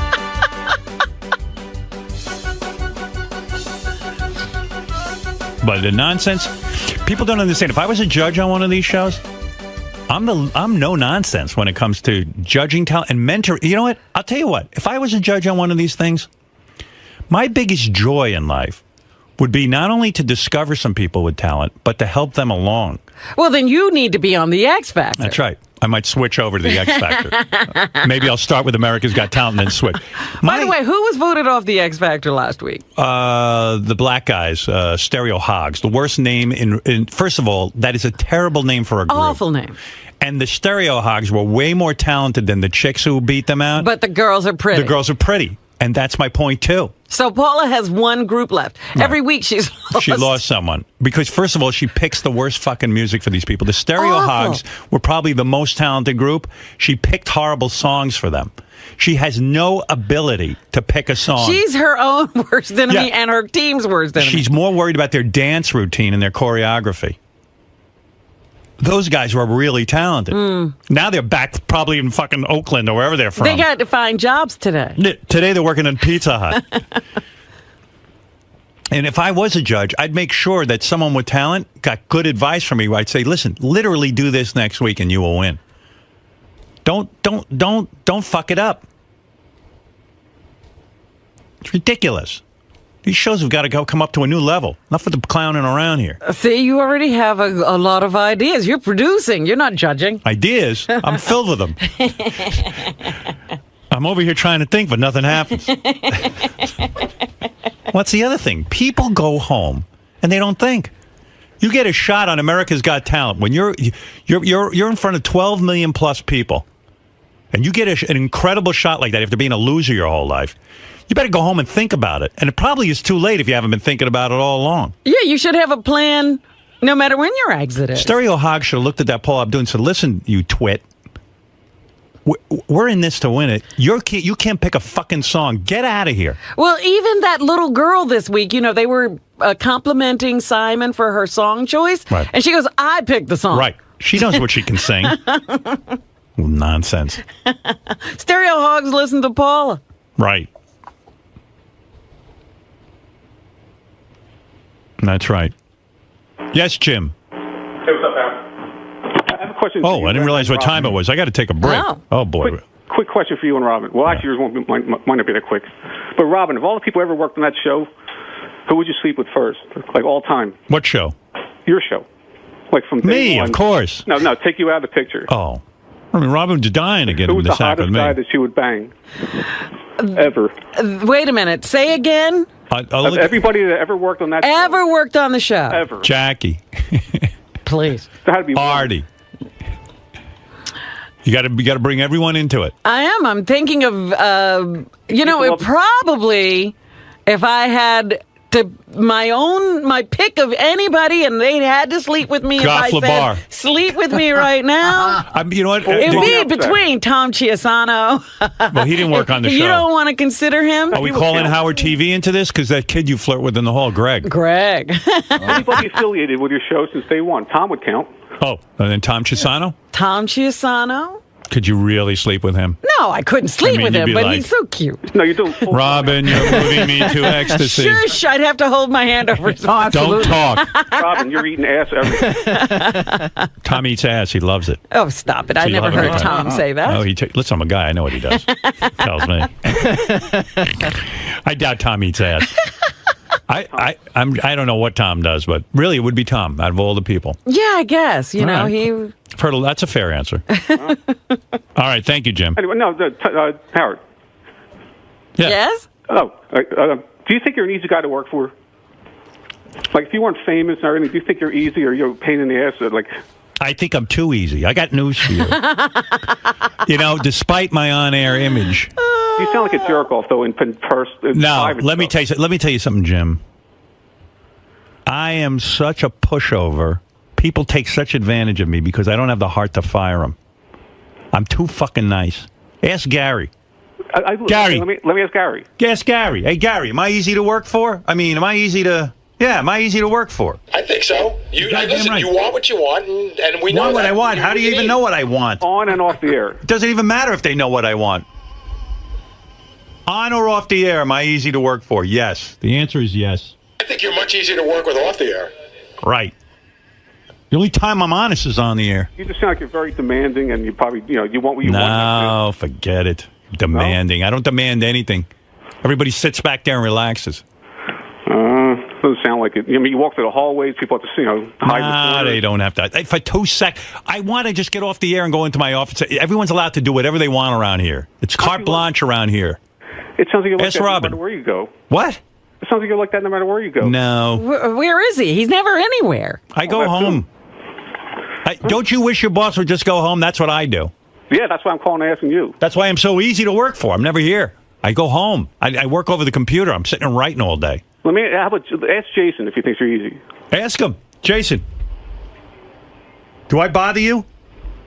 No. You are the perfect boss. Thank you. Do you call people weird hours and ask them to do stupid shit? No. Never call anybody weird hours. Weird hours? How can he call anybody at weird hours? He's sleeping. Yeah. No, Jim, I'm such a great guy. I really people am. Say they're great, usually aren't, but okay. Anybody? No, Jim, I am. I know. Well, it. nobody's running in to defend you. That's odd. Anybody want to say how easy I am to work for? Jimmy, he's fabulous. No one ever calls in to defend you about anything. Like, we make up these stories, you got beat up as a kid. How come not one person calls up to say, hey, I'm one of the guys that beat you up? Because they're all in jail. Oh, they're all dead. You're talking about guys who mostly are in prison now or dead. Well, I'm just saying, no one ever backs your stories.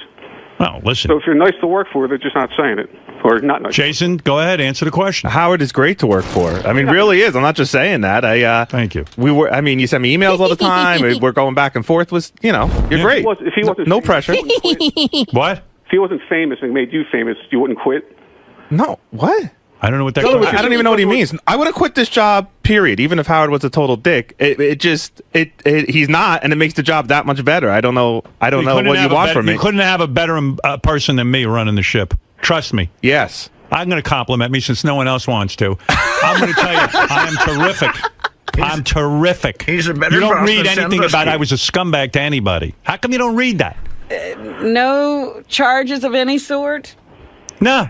You'll never see it. He was never in the They're shower. not going to admit it in front of your face either. Hey, can I jump in? Yeah. Listen, in all the time we worked here, have you ever heard anybody leave the show be disgruntled, aside from Jackie? Everybody.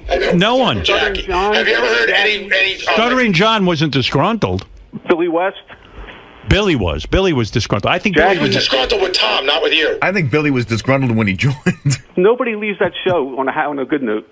On a good note? Including Artie. Artie, Whether it's their fault or not. Artie and I are not at each other's throats. Artie had a problem. And Jackie can't be that disgruntled. He's back working for us. Well, he's desperate. Well, you're right. If Jackie had made something of himself after leaving, he'd never speak to us again. Right. I mean, everybody who leaves the show, you don't talk to anymore. That's not true. Okay, there's a lot of people who have left the show that Who don't we talk to? Casey left the show. I talk to him all the And time. there's a lot of people who left the show that aren't on the air because it's a big organization, and we talk to all of them. What? You talk to Casey when he calls in, and he's Yeah, not. and we email each other.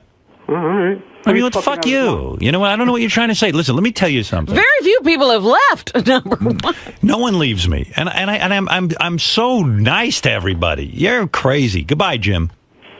I don't like your attitude. Me neither. Later, Howard. Thank you. Later. Fred, do you think it would be a good idea if I became the judge on America's Got Talent? I think they would have got a gold mine with you. Personally, I think the show's In beneath fact, you, it would but be- I think it would be a gold mine for them. 'cause- Clear the stage and just put Howard on Right. it. Howard's I got think you're way talent. better than that show, personally. You think I'm better than the show? And Yeah, I do. I should not be the judge on America's Got Talent. You know What should he be doing? I think you should be president of the United States. That's what I thought Fred would say. You think America's Got Talent is beneath me? Well, you know Thank what? you. I think you're better than that show is. I mean, it's an okay show, but you have, there was one comment or commentator that was talking about all that you've done for this industry. No one else has done that. Yeah, Fred's right.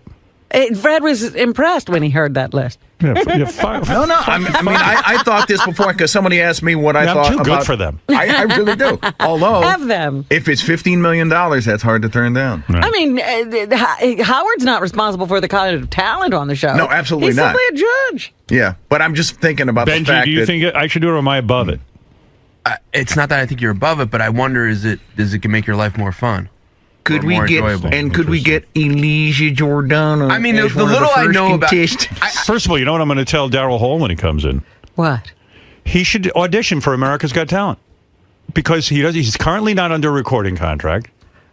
Why not? Why don't one of these guys who used to be, have huge careers, you know what? Go on one of these shows. They'll be up in front of 12 Because that would be people. a step down. I remember on Last Comic Standing, Yeah. a real, successful comedian who had success in days past came on as a contestant. Did he win? No. Oh, my God. See, that's a problem. I mean, if Daryl Hall comes on and he doesn't win.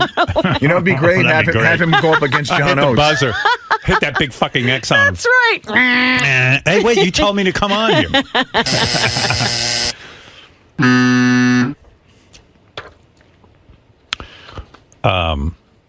And if I was on that show and Howie started putting through those shitty acts that sometimes he does because he wants to, That's the nonsense you're talking about. I just take him out in the hall and touch his hands and stuff and freak him out. Hey, Gary, what do you... Benji, you were making a point. Well, listen, if it's for the money, that's great. I would think that you're set money-wise. And creative-wise, I think you could do whatever you want in here, or you could go do it yourself.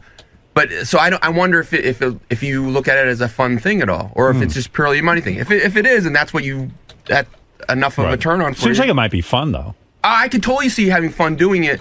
I don't know, is it 4 days, 4 extra days for 16 weeks? I don't know. Right. And I don't know if you want extra responsibility or not. Right. Gary, what do you think?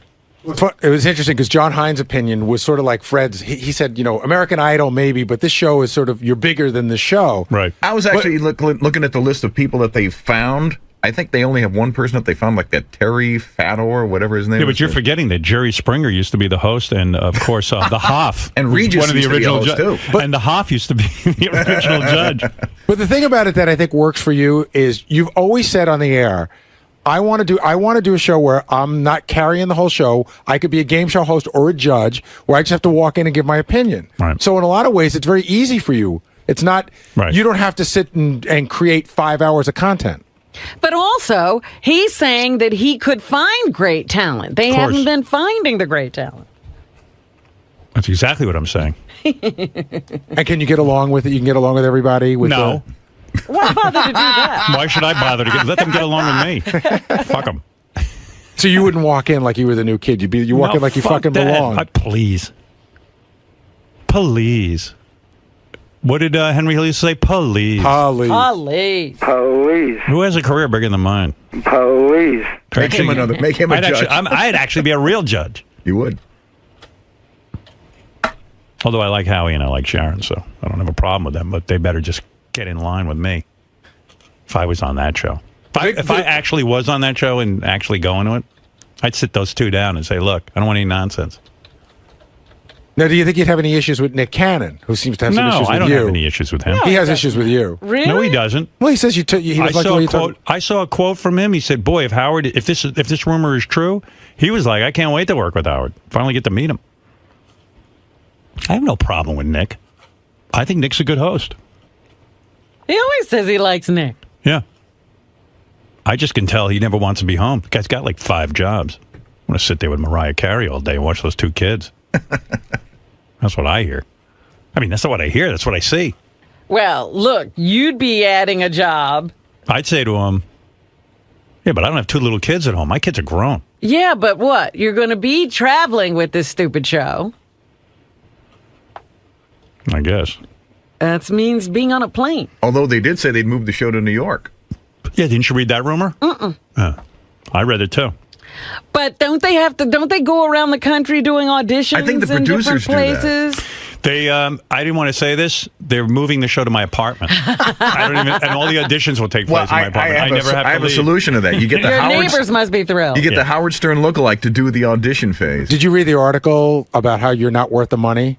I read 2 opposing articles. One said I am worth the money, and then one said I wasn't. One said, and it said it's going to cost them $25 million, $15 million to pay you, and $10 million to move the show to New York. And haven't they seen that nobody really likes you? That you're on satellite Who radio? is that person?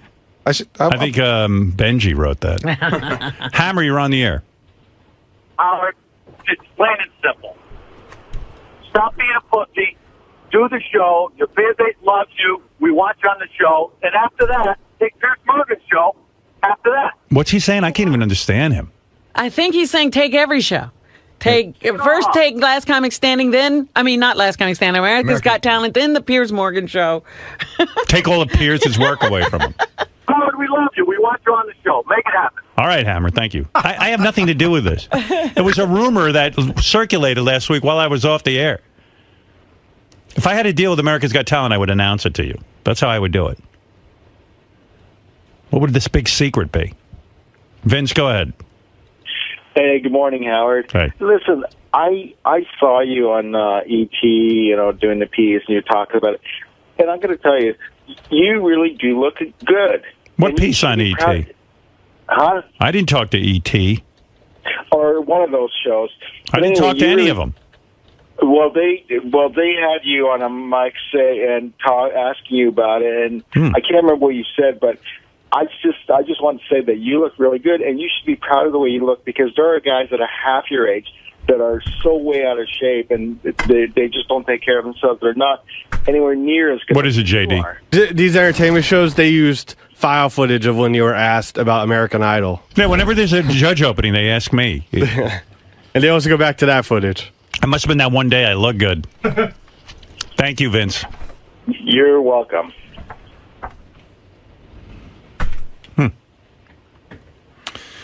Anyway, a lot of controversy there.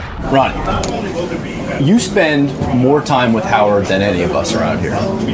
Yeah, maybe. And I know sometimes he'll either vent to you or, just have personal conversations with you. Okay. And that's why they're called personal conversations. Well, did you know that these speculations about him joining America's Got Talent were on the horizon? No. I didn't find out until I was in L.A. this past weekend. When you're riding with him in the limo, do you ask him about it? Do you try to get inside his head a little bit? Absolutely not. Nope. That's why we're together for 26 years this week, dude. And that 26 years... I mind my business, unless I'm spoken to. Professionalism has been the theme of your relationship with Howard. And friendship, but... Yeah, you got to know where to draw the line between friendship and business. You know what I'm saying? Absolutely know what you're saying. As a guy who has gone outside of his career endeavors, like you've gone outside of the, I'd say your wheelhouse. I mean, you're all over the place now. You're doing appearances. You've got possible TV deals in the books and coming down the pike. Do you think Howard should step outside of his comfort zone again and try a spin as a judge? Well, that's up to him, man. He's the only one that can make that decision. Not me, not anybody else, not even his wife. It's only him. It's his decision. Let's say nobody can influence him either. Let's say he had hired you as a special advisor, career advisor. What would you advise him to do? I would advise him to think about it very carefully and see where he's at this point in his career, that if he wants to do something like that, or he'd just rather relax now, kind of, and do his 3-day week here and, enjoy the rest of his life. You know what I'm saying? So your concerns would revolve around the fact that maybe you don't want him biting off more than he can chew, or wants to chew, rather. No, if he wants to relax, why take on another, demanding task? It might be something he might like to do. I don't know.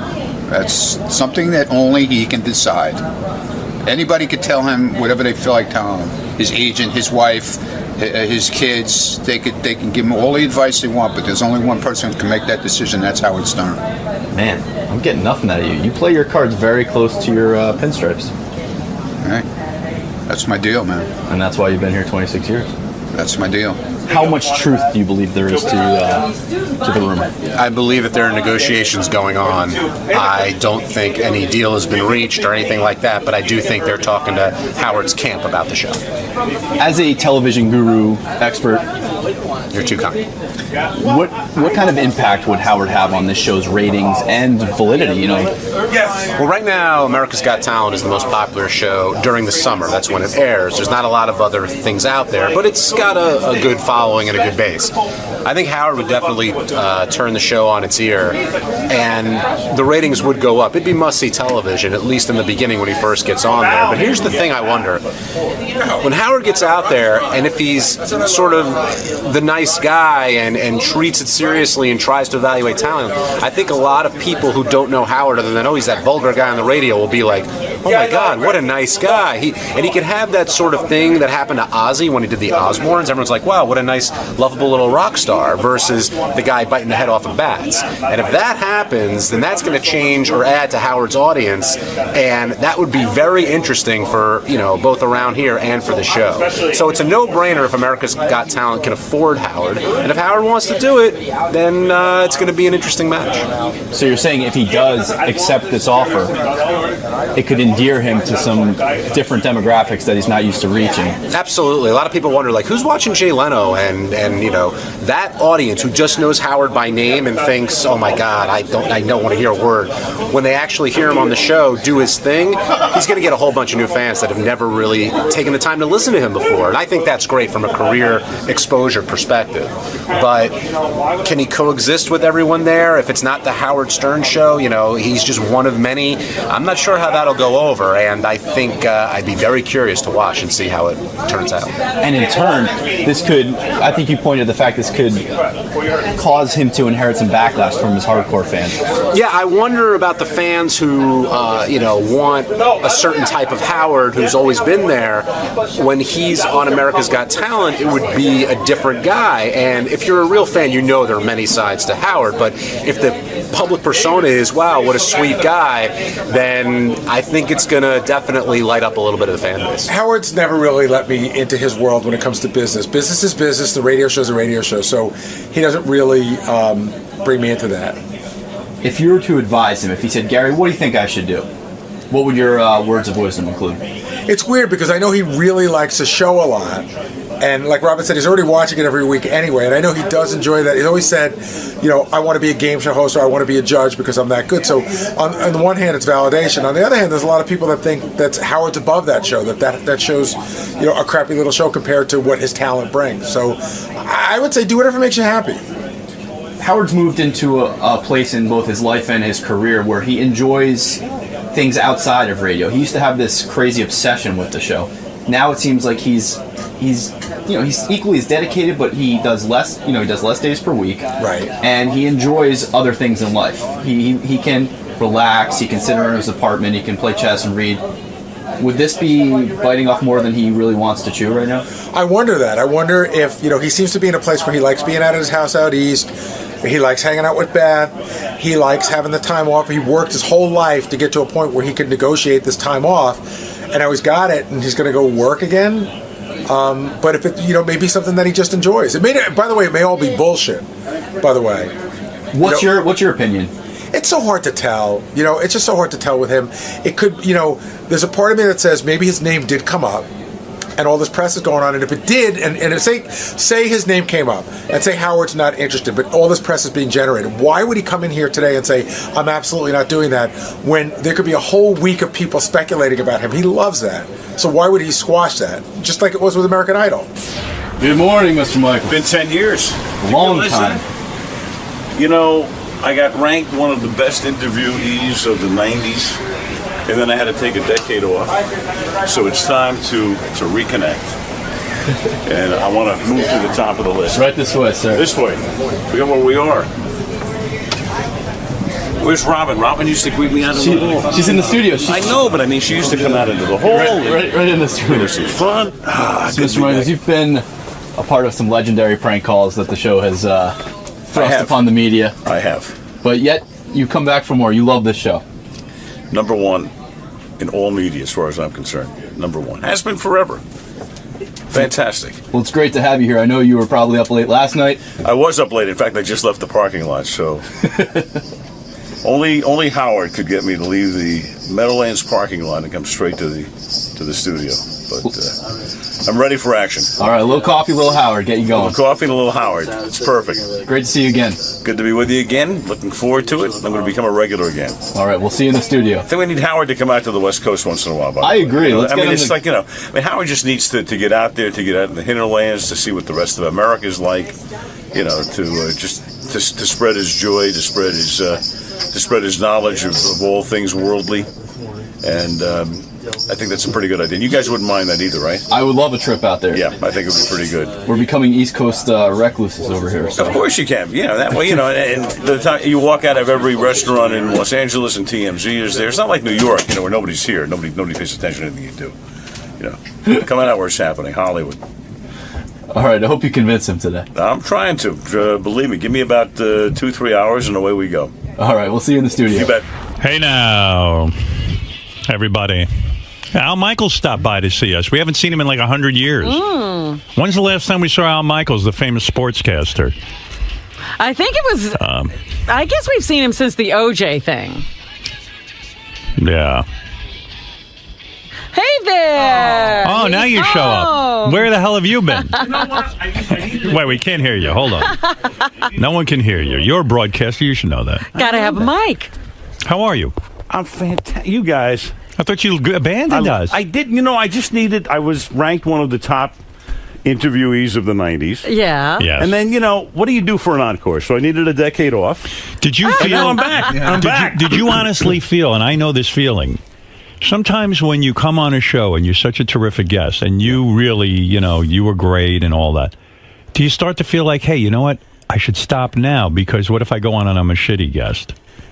If I lived in New York, I'd probably be here like every week. Right. But I'm out on the West Coast. And by the way, you should start doing like 5-6 weeks a year on the West Coast. We need you out there. That's where it's happening right now. You love coming out there. I heard you talking about I do love it. Wedding.